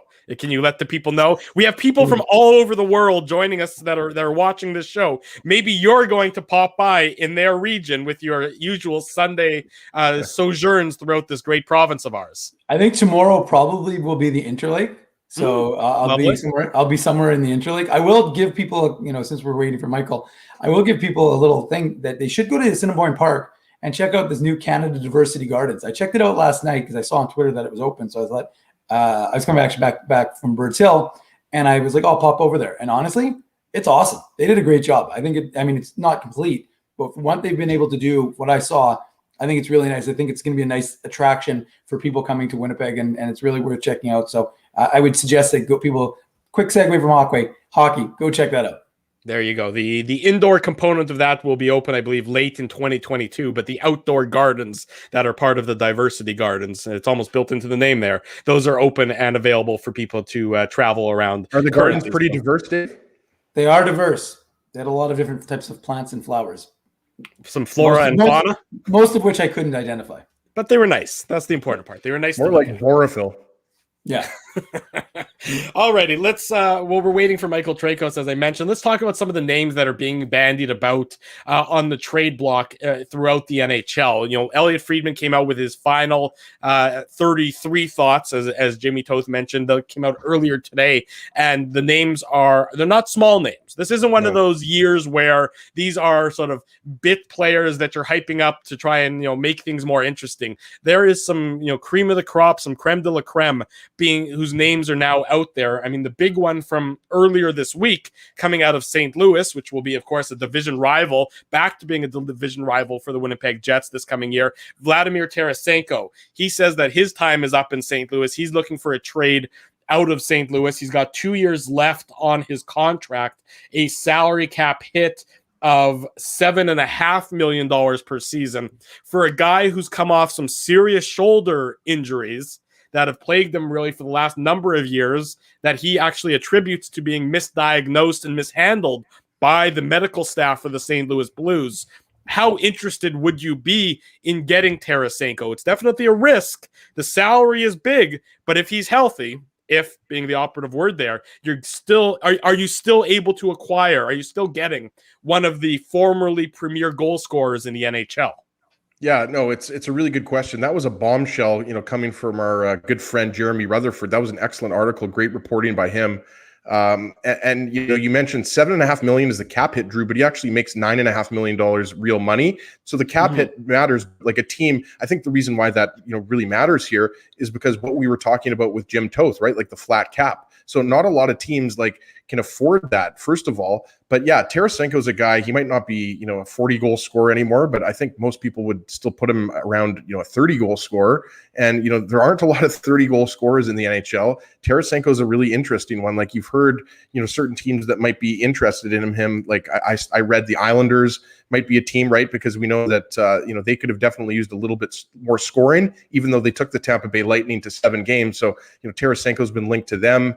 And then you just have to kind of go up and down the list on Cap Friendly and kind of figure out which teams, could really afford him, right? Like the one that I read about that to me just doesn't make a lot of sense is, going to Calgary for Matthew Tkachuk. Like, first off, you're not going to get Matthew Tkachuk for just straight up Tarasenko. You'd have to throw in prospects, draft picks. I just don't think Calgary, first off, we don't know if, Tarasenko would accept that trade because I do believe he has a no move clause. So the connection with St. Louis is obvious, right? Keith Tkachuk's history with the organization. I think he might actually work for them, if I'm not mistaken, as well. Do some scouting for them. Ambassador or something, yeah. Right, yeah. So I mean, that was one of the rumors, but there's no doubt that Tarasenko, Drew, further to your point, when you consider that Jack Eichel's name is out there, Seth Jones' name is out there, Duncan Keith's name is out there. We mentioned the Flames, Johnny Gaudreau's name is out there. So these are big time names. Guys between the age of 25 and 30 that could still fill a top 6 role on forward or a top 4 D role. So Tarasenko is a really interesting one to me. I just don't know what a team would want to give up for him because, like you said, he's still relatively young. What is he, 29, 30 years old? But how much of a toll have these injuries taken? To me, he's definitely not the same goal scorer that he was 3 years ago when St. Louis won the Cup. Yeah, he's 29. He'll be 30 in December. I mean, it's a really interesting one because if he gets his shoulder healthy, then you could say you're acquiring a guy, who was a terrific goal scorer who actually doesn't have a lot of wear and tear on his body over the past couple of years because he really hasn't played because he's been trying to rehab that shoulder. But the flip side to that is, if you're acquiring him for $7.5 million of a cap hit or $9.5 million of actual salary, and he is still injured, well, that's, good money wasted almost. If you're the St. Louis Blues, I think you can't really expect to get any sort of return for Tarasenko unless they're willing to eat a whole bunch of that salary. That's the only way. Otherwise, it's almost like a bit of a salary dump, just given his injury history. I don't know which NHL team, Dave, is going to really be eager to pay a guy with a lot of injuries and a significant injury history and shoulders. I mean, if you're an NHL player and your shoulders bum, you can't shoot. That's especially a big part of the game. Well, especially for Tarasenko. I mean, that is his game. His shot is lethal, and I think that'll be a huge element, of course. And it's just a very unusual story. And as everybody knows, we generally pay attention to what's going on with the Jets. So, but more and more, and it's funny because I'm finding that I'm doing it more in the papers now. I'm adding NHL links, and I think it's important to see what's going on. It's been easier when you're just following the other Canadian teams, but now you got to follow more of what's going on in the West, the Central teams. So you're looking at what Minnesota's doing, what St. Louis is doing. And again, to me, this is a very unusual situation. I mean, I think it probably goes back to Tarasenko not being given the captain's role when that became available in St. Louis. I think that probably rubbed him the wrong way. I think I read an article yesterday. I think it was our friend Andy Strickland who covers the St. Louis Blues for Fox Sports. I think he said something along the lines of it seems like there's maybe just a personality clash with other guys in that Blues room. So it's weird to think that just 2 years ago those guys were winning Stanley Cups together, and now they're now he's looking for a change in scenery. So I don't envision Tarasenko, based on what is already out there, staying with St. Louis. But yeah, I think if you're a team, you're taking a big risk with a guy who has. There's always guys like that, right? Remember Marian Gaborik, who's, so talented, but had those injuries. And was he going to ever be able to get back to the level that you knew he was capable of based on his injury history? And he just never seemed to be able to get back there. So to me, I think of Tarasenko, especially to the guys at the point, that cap hit is insane, right? Like that's a big number. And unless you're a team that can absorb it, which not many are, especially if you're like, we always have to think, you're like, at his point, how you look around and think to yourself, how many teams can do this? Well, most of the teams that would want to acquire a Tarasenko to add secondary scoring are probably going to be up against the cap anyway. So are you going to move cap out in order to secure a player who's not happy with his current existence? Obviously that could change if he gets into a new one, but I think it's it's interesting. I actually, the idea, Drew, and we're talking about this segment, I think what's so fascinating is all of these guys, it's becoming almost a little NBA. And I'm not saying that derogatorily. I'm just saying like that. I just think it's interesting how guys are not, like a Seth Jones is saying, I don't want to sign here. Laine never said it outwardly, but his agent did essentially. And it's interesting to hear younger. Drew's? That's okay. Drew. So what's happening above me is it appears as though my daughter's throwing a bit of a temper tantrum. And so she's stomping on the floor, which just made my curling broom fall in the basement next to me. So as you can see, things are going smoothly in the household this morning. Yeah, the Mindell household is running very efficiently. Drew, if you have to leave the show for a couple of minutes just to, handle some parenting duties, we can handle it. We'll take it from here. It could just be me and Ez if you want. But anyways, the point is, I honestly, I think it's fascinating. I think it's a fascinating year. Like Eichel, look, there's another guy who, he hasn't outwardly said, I don't want to be in Buffalo, but it can't be any more clear that he's done in Buffalo. So it's just, I think the league is different. It's just a different year, a different time. It's not maybe something folks aren't used to, that players are asking to change scenery.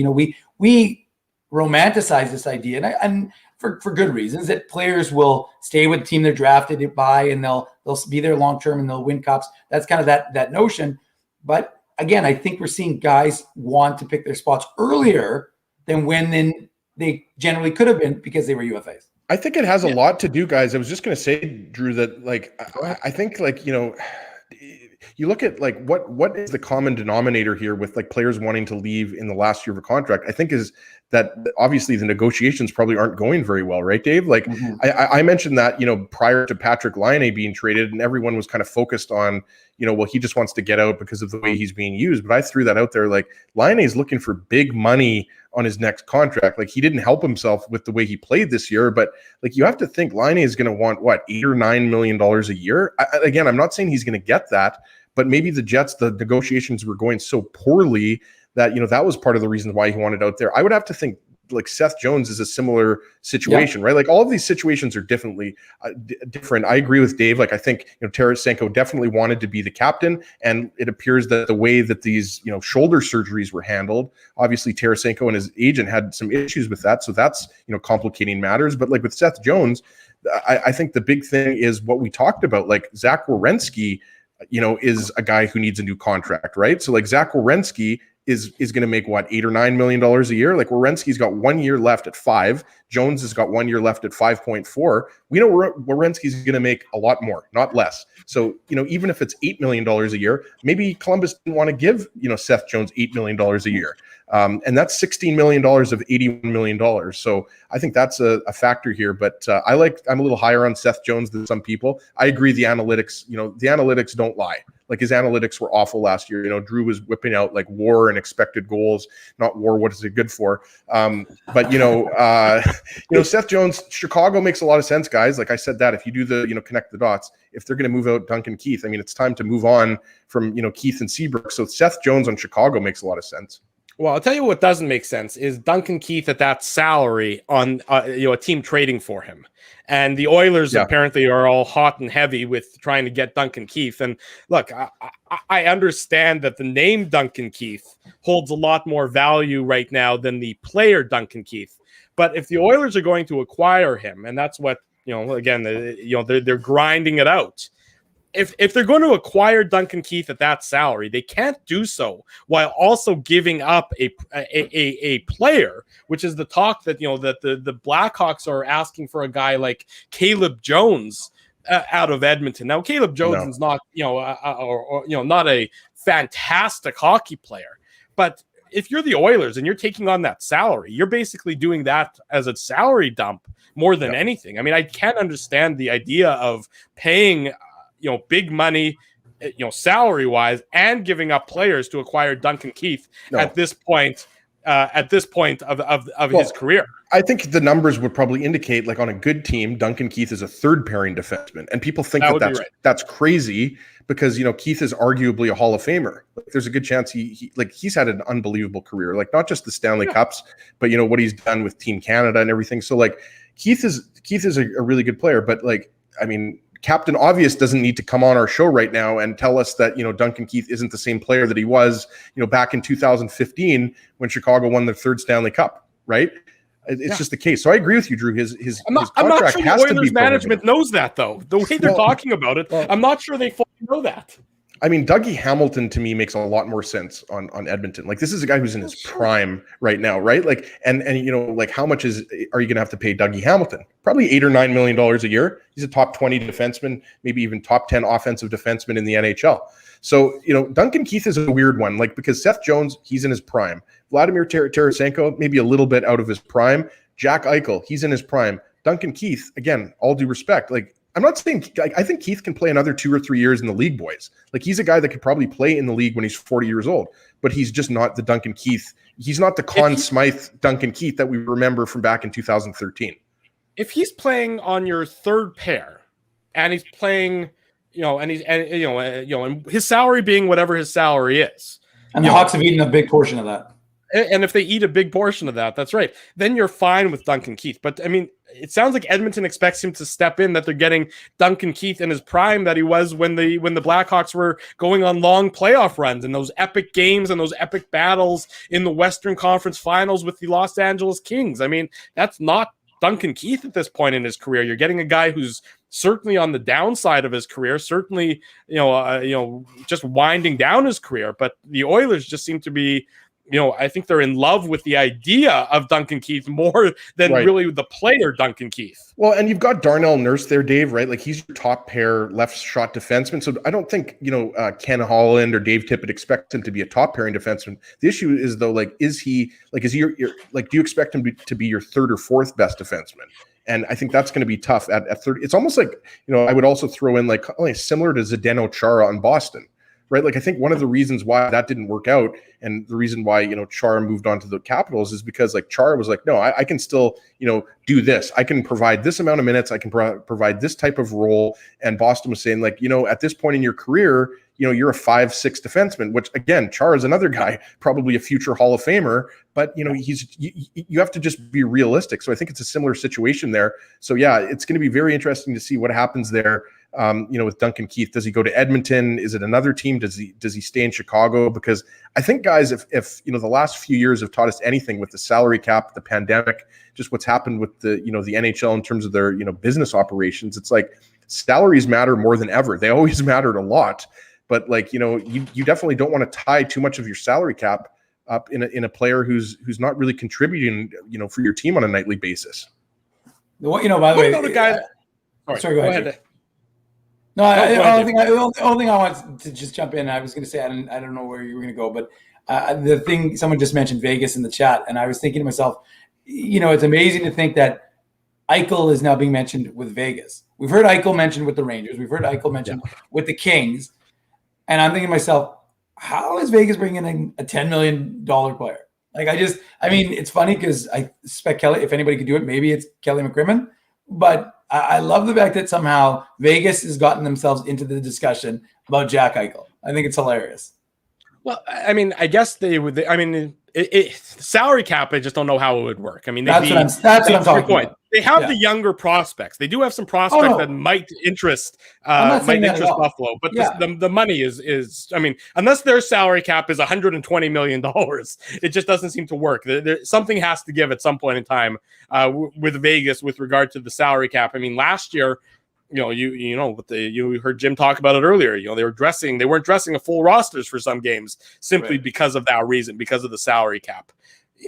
What about Nate Schmidt? Speaking about Vegas, this is a guy that they traded to Vancouver in order to acquire really Alex Pietrangelo and fit him in their salary cap. We know that Nate Schmidt and Vancouver, that did not work out, and it sounds like Schmidt is going to be traded somewhere.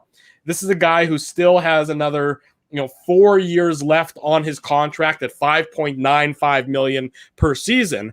Is this maybe a buy low candidate, or are you concerned that the salary cap or the salary cap hit is not commensurate with the production at this stage in his career?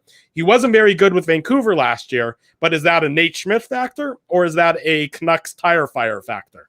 Yeah, and they couldn't find the right, D partner for Schmidt in Vancouver for sure. But it's surprising, as you mentioned, Drew, because, they acquire him. He's got 4 years left, and $5.9 million to me is not prohibitive. I don't think, he's vastly overpaid. It kind of makes sense for a guy, a veteran NHLer, who was a very productive defenseman for the Golden Knights. Those playoff runs, that the Golden Knights went on, Schmidt was a bona fide top 4 defenseman for them. And I think he is a bona fide top 4 defenseman on most teams. I guess, the question becomes is Schmidt a top pairing defenseman? Is he a second pairing defenseman?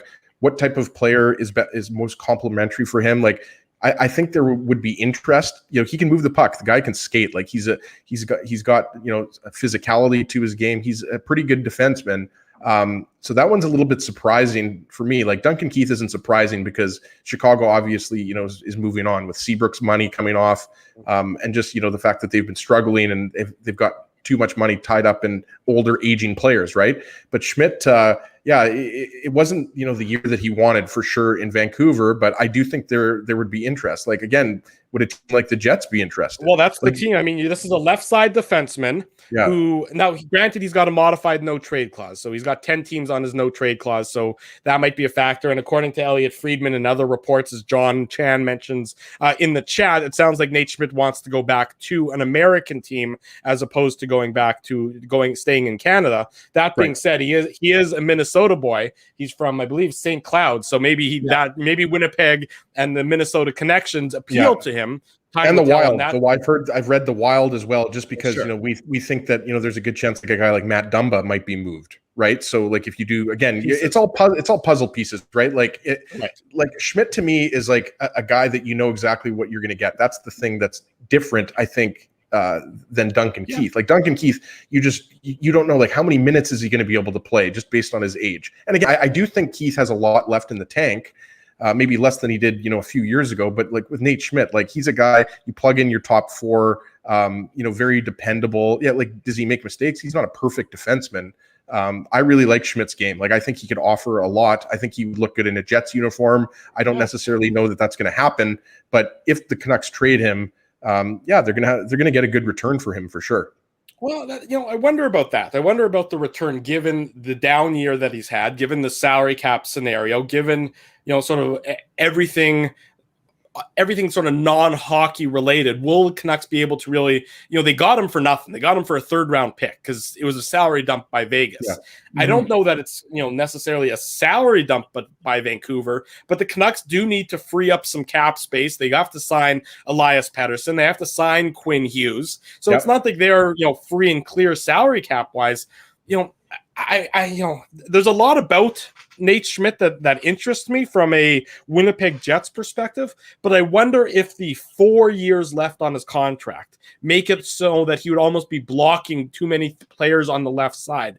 That Ville Heinola, maybe you acquire Nate Schmidt as insulation to help Ville Heinola, for another year, so he doesn't have to necessarily play top 4 minutes. But then what does that do if the Jets hold on to Logan Stanley? What does that do, with everything else? Now, if Logan Stanley gets selected by the Kraken in the expansion draft, well, maybe you have a hole on your left side now that acquiring Nate Schmidt could fix, and you go Morrissey, Schmidt, Heinola down your left side for next season. But obviously time will tell. We won't know about that for another, 11 or so days. So you wonder if a Nate Schmidt move happens after the expansion draft when the dust has cleared a little bit and the Jets don't have to go out and bid for a free agent defenseman. Instead, they can acquire one who's got cost certainty for 4 years, who what you're going to have to pay him for 4 years.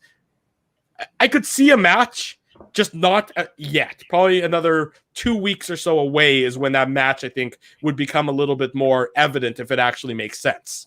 Yeah, and I think, Drew, you're right. I think it's one of those situations where, as he used it, and I was talking about it this last week, it's all about puzzle pieces, right? Like you're always looking at the board and you're saying, okay, well, if this player comes on, then that gives this guy an opportunity. And you're talking about blocking opportunity. I mean, that's you've got Josh Morrissey long term. You'd have Nate Schmidt for a few more years, and then you'd have one spot available for Logan Stanley, Ville Heinola, Dylan Samberg.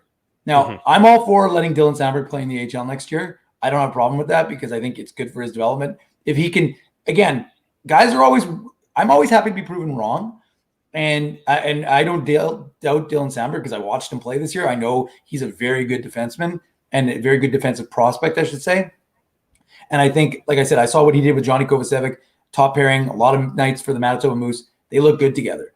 But you just think to yourself, are you going to block their opportunity to give you that shot? Now, here's the reality. The reality is defensemen get injured. Things happen. So you're never going to have a top 6 that's going to remain healthy forever.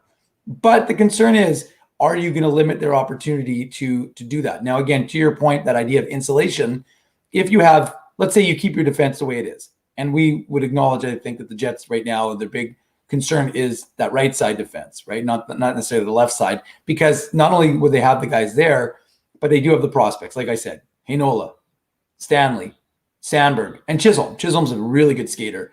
Had a bit of an injury, cost him. His season ended a little early for the Manitoba Moose, but excellent skater, excellent offensive ability. Could be real interesting at the NHL level. We'll see. But again, needs more time in the AHL. So that's not a guy you're necessarily relying on.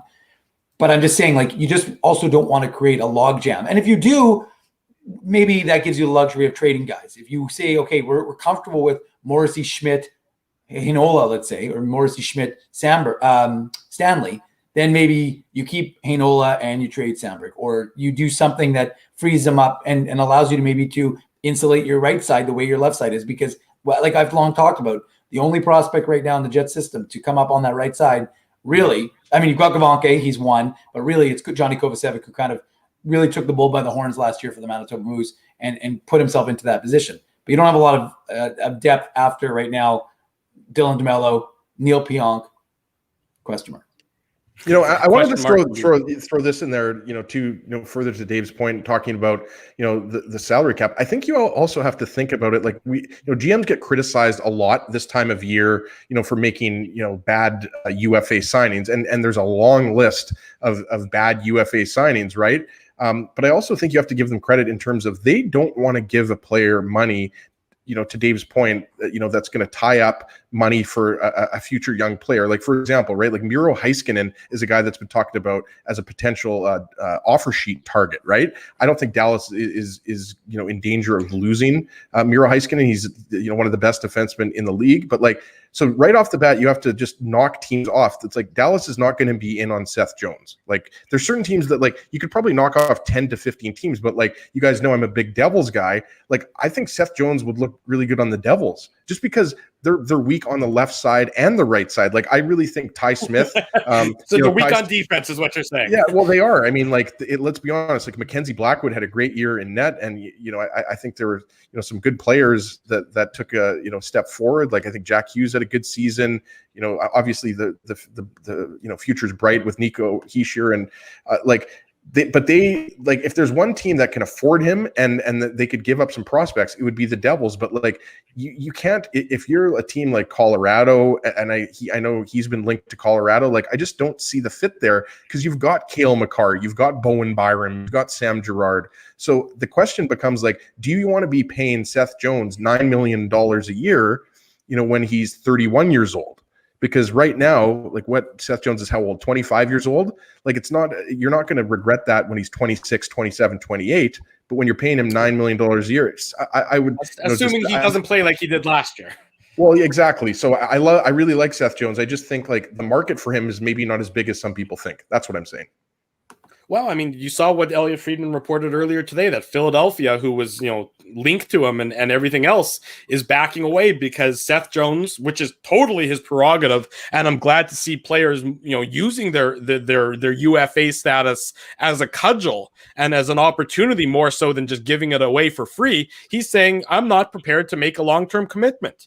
I don't know anything about the Philadelphia Flyers organization as of yet. Sure, you can trade for me, and sure, maybe you can woo me and win me over, but I'm not going to, I'm not going to sign an 8-year deal tomorrow when I haven't yet been there. There's just no reason for him to do that. There's no reason for most players from doing that. So that's why it makes sense. I'm a year away from UFA status. If Columbus wants to trade me, terrific. They can trade me, but I'm going to wait and I'm going to take my time, and I might not necessarily make it to free agency if it turns out that Philadelphia or Chicago or Colorado or whomever is a desirable location for me, but I'm not prepared to give away that freedom, give away that opportunity just yet, because there's no reason to do so. You have leverage. Use your leverage, and finally, we're seeing players use their leverage more than they have previously in recent NHL history. Last thought to you, Dave. Well, I was going to say the only counterpoint I would offer to that, Drew, though, is that you do hamstring your team a little bit. You do, because teams now know there's blood in the water. When it becomes a public thing. That's Jones' problem.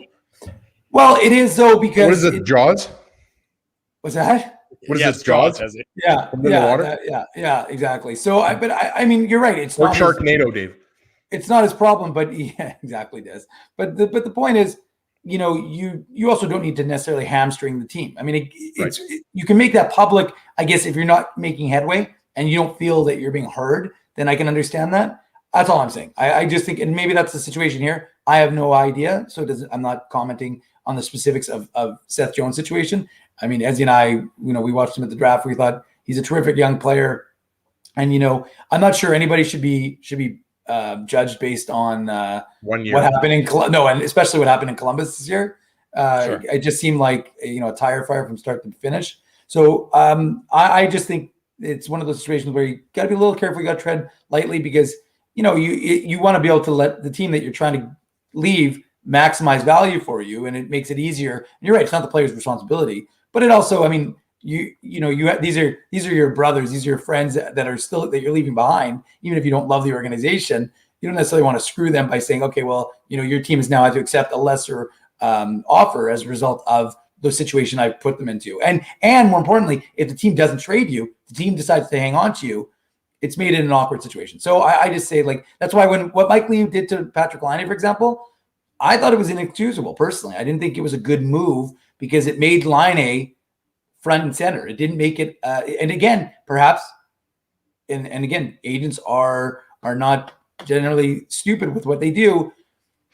Perhaps, I mean, look what Dan Milstein did. He got Kucherov a deal with Bud Light as a result of his comments. But I just think I've been trying to get that type of deal for 8 years now, Dave. Oh, we're aware. We're very aware. You've been trying to get that type of deal for 25 years. Who are you kidding with about 8 years? Come on there.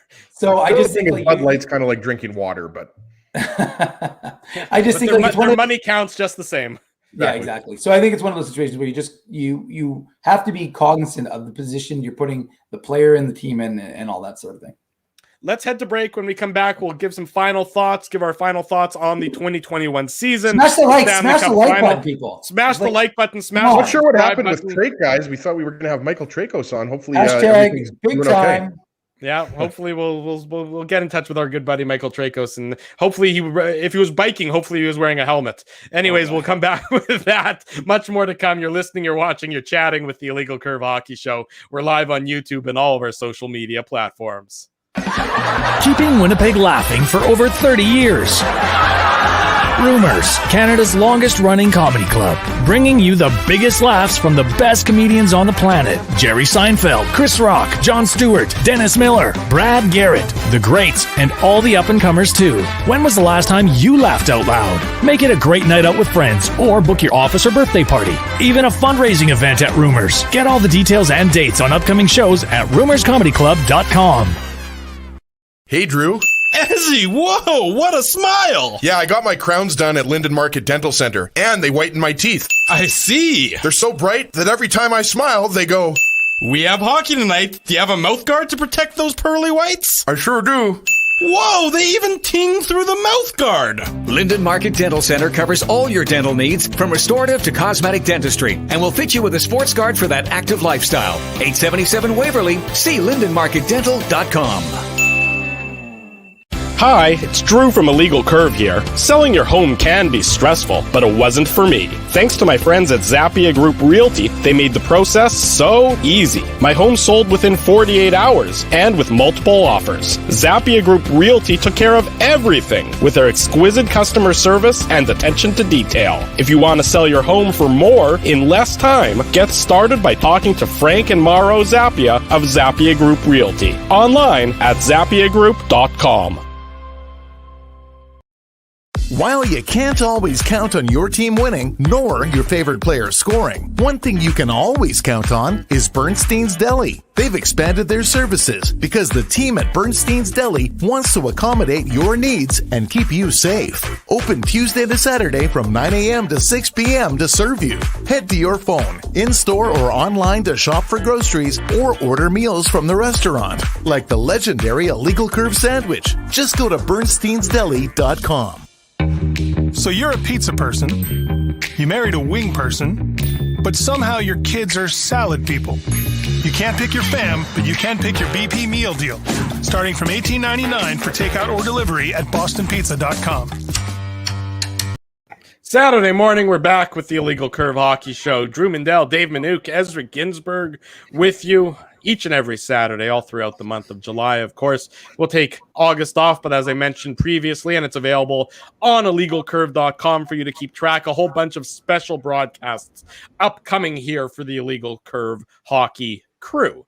Gentlemen, your final thoughts, I suppose, on what was a shortened and unique and one-of-a-kind 2021 NHL season. The Tampa Bay Lightning, for the second consecutive year, raised Lord Stanley's Cup. It's amazing they do it 2 years in a row, having played not a full season in either of the 2 years, but I suppose we can just say thanks, COVID, for that. Yeah, I mean, it's pretty incredible. And yeah, was there some, salary cap manipulation? Was Nikita Kucherov, ready to come back in, early March or early April? Yeah, he probably was. But I mean, this was just kind of an unstoppable, force, right? I just thought, heading into that Stanley Cup final, even though, Dave and I were predicting that, Montreal would win, I should have known better and just, done the George Costanza opposite and selected the Lightning. Maybe the Canadians would have had a chance. But guys, how one-sided was the Stanley Cup final? You got to give the Canadians so much credit for, scratching and clawing and staying in the fight, as Paul Maurice used to say. They pushed it to 5 games. It could have easily been a sweep, but down until the last few minutes, like they were fighting. So give them a lot of credit, for just getting to the Stanley Cup final. And obviously, guys like Shea Weber and Carey Price, Corey Perry, like especially the veterans, Brendan Gallagher, they wanted the cup. Like they weren't happy with just getting there. But, that is an accomplishment because let's be honest, like aside from me, who correctly predicted Montreal would get to the Stanley Cup final, not many people were predicting Montreal to get to the Stanley Cup final. Hey, Drew, a broken clock is right twice a day, right? So, I mean, I think it goes something like that. Fool me once, shame on you. You got the quote right. You're very, very well done there. Yeah, and aside from you're asking about the 2021 season, Drew. Like aside from the Lightning, I mean, it was a fun season, and yeah, did we get sick of watching the same 6 Canadian teams over and over again? Yes, like I'm pretty sure that after 4 or 5 games against the Oilers, like we had seen enough of the Oilers in the regular season, especially considering they beat the Jets 7 of 9 times, right? And Connor McDavid and Draisaitl were just lighting up the Jets. So did we see too many of the same teams? And did it feel like we were living in a vacuum, only seeing teams in Canada? Absolutely. And was it weird that there were no fans for the majority of the season? Yes, it was weird. But I think it's just incredible that, the season happened considering that there were so many teams that, had those lengthy COVID breaks. Like we talked about the Canucks, like it was kind of uncertain if they would even, play out the regular season. So I think there was a lot of exciting, things that happened and a lot of great individual performances. Obviously, Connor McDavid at the top of that list, putting up 100+ points. And I think from the Jets' perspective, it was a very up and down year. Like I still think it was a disappointing year. Is it great that they swept the Oilers in the first round and got to the second round? Yeah, absolutely. But when you look at like the opportunity that the Jets had, to go deep in a year in which, let's be honest, like that North Division was not stacked. And as soon as you had the Toronto Maple Leafs out of there, I think there was a good opportunity for the Jets to go to the conference final. Yeah, it was an opportunity wasted. But I think, you have to look at the positives, right, guys? Like you have to look at, Logan Stanley and how great of a year he had in his first year in the NHL. You have to look at Cole Perfetti, had a great year with the Moose, great year at the World Juniors, wins a gold with Team Canada at the World Hockey Championships. Like I think you have to focus, on the positives. Mason Appleton had a career year. Like Andrew Kopp had a really good year, obviously in a contract year. Nikolai Ehlers was, probably the Jets' best offensive forward. So there was a lot of things to like. Connor Hellebuck, I'm going to pretend that he wasn't he was a finalist for the Vezina Trophy because he absolutely should have been a finalist for the Vezina Trophy. He had another great year and just gave us, so many nights where, he made all those highlight reel saves. So yeah, it was a disappointing year for the Jets, but it wasn't all bad. Dave? Well, I'm first I'll start with the Stanley Cup final. If nobody watches the Stanley Cup final, does it happen? Does it actually happen? I mean, I think I watched in total about 5 minutes. I think I watched the end of Game 4 in overtime, and I watched the last minute. I didn't watch the trophy presentation. I mean, I think if anything, like, look, as he's just outlined a lot of positive things that happened in 2021, and the fact that there was a season, and the fact that we're seeing fans slowly get back into the games is wonderful, and I'm not going to malign that. But I just hope that this is the last year in our lifetime that we'll ever have to watch hockey in July, because it just doesn't go well. I mean, it's hard for people to focus unless like it was funny because I was talking about the numbers and Sportsnet, I think was raving this. Well, of course, this is the Canadian team in the finals. You're going to get a decent number. But look at the numbers in the States. They were atrocious. The NHL second lowest in the last 25 years or something. I think average. The numbers. Yeah, I mean, nobody was watching it. Nobody was paying attention. So, yeah, like who in like big states like California and New York and like Texas, like how many people in those states are watching, the Canadians versus the Lightning? No. The NHL will never learn. I mean, the truth of the matter is they will never learn. They don't, I mean, look, they don't care that much about ratings because they already have their money. The ratings this year don't matter because the contracts are signed. Yeah.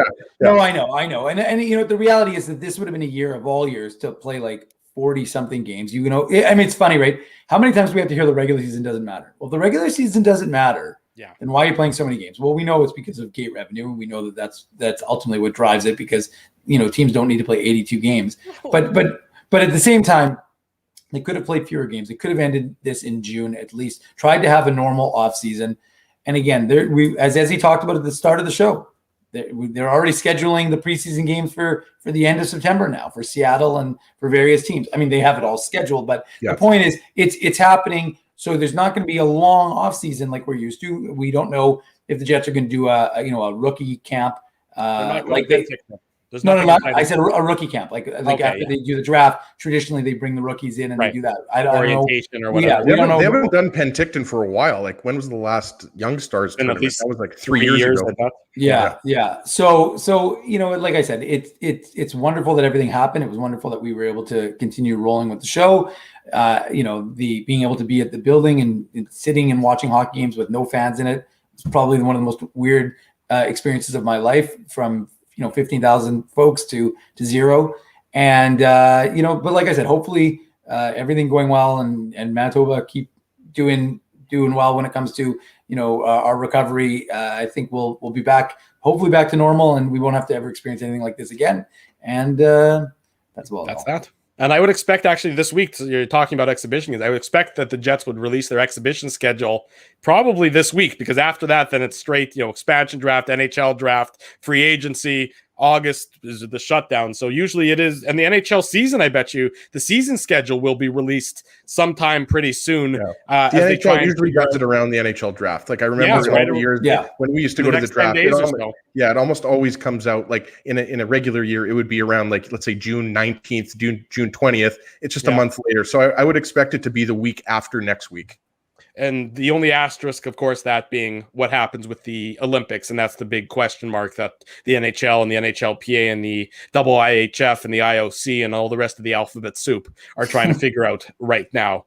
Big thank you to everybody who joined us on this morning's program. It was very nice to see so many familiar faces and so many new faces in the I thought chat Michael room. Trakos, provided some great insight. That was like, we've had Trake on the show so many times over the years, but that was his best appearance. Thanks, Mike. We'll try and figure out what happened with our buddy Michael. Jim Toth joined us in the first hour. It was great to have Jim on the program. Nice to see him, of course. And we as I mentioned, thank everybody for joining us. If you haven't already done so, smash the like button, subscribe to our channel. You'll get alerted each and every time we go live here on the Illegal Curve Hockey Show. IllegalCurve.com is our website. It's updated all day long throughout the day, and as news breaks, Dave Minuk does the heavy lifting as it Neal Pionk just signed, Dave. Ezzy, don't do that. A big thank you to all of our sponsors: Rumors Restaurant and Comedy Club, Linden Market Dental Center, Bernstein's Deli, Zappia Group Realty, Boston Pizza, and the good people at Seagram. Support these fine businesses because they support the Illegal Curve Hockey. They make this show a reality. For Dave Minuk in the top right, for Ezra Ginsburg in the bottom middle, I'm your host, Drew Mindell. If it's Saturday, it's the Illegal Curve Hockey Show, live on our YouTube channel and all of our social media platforms.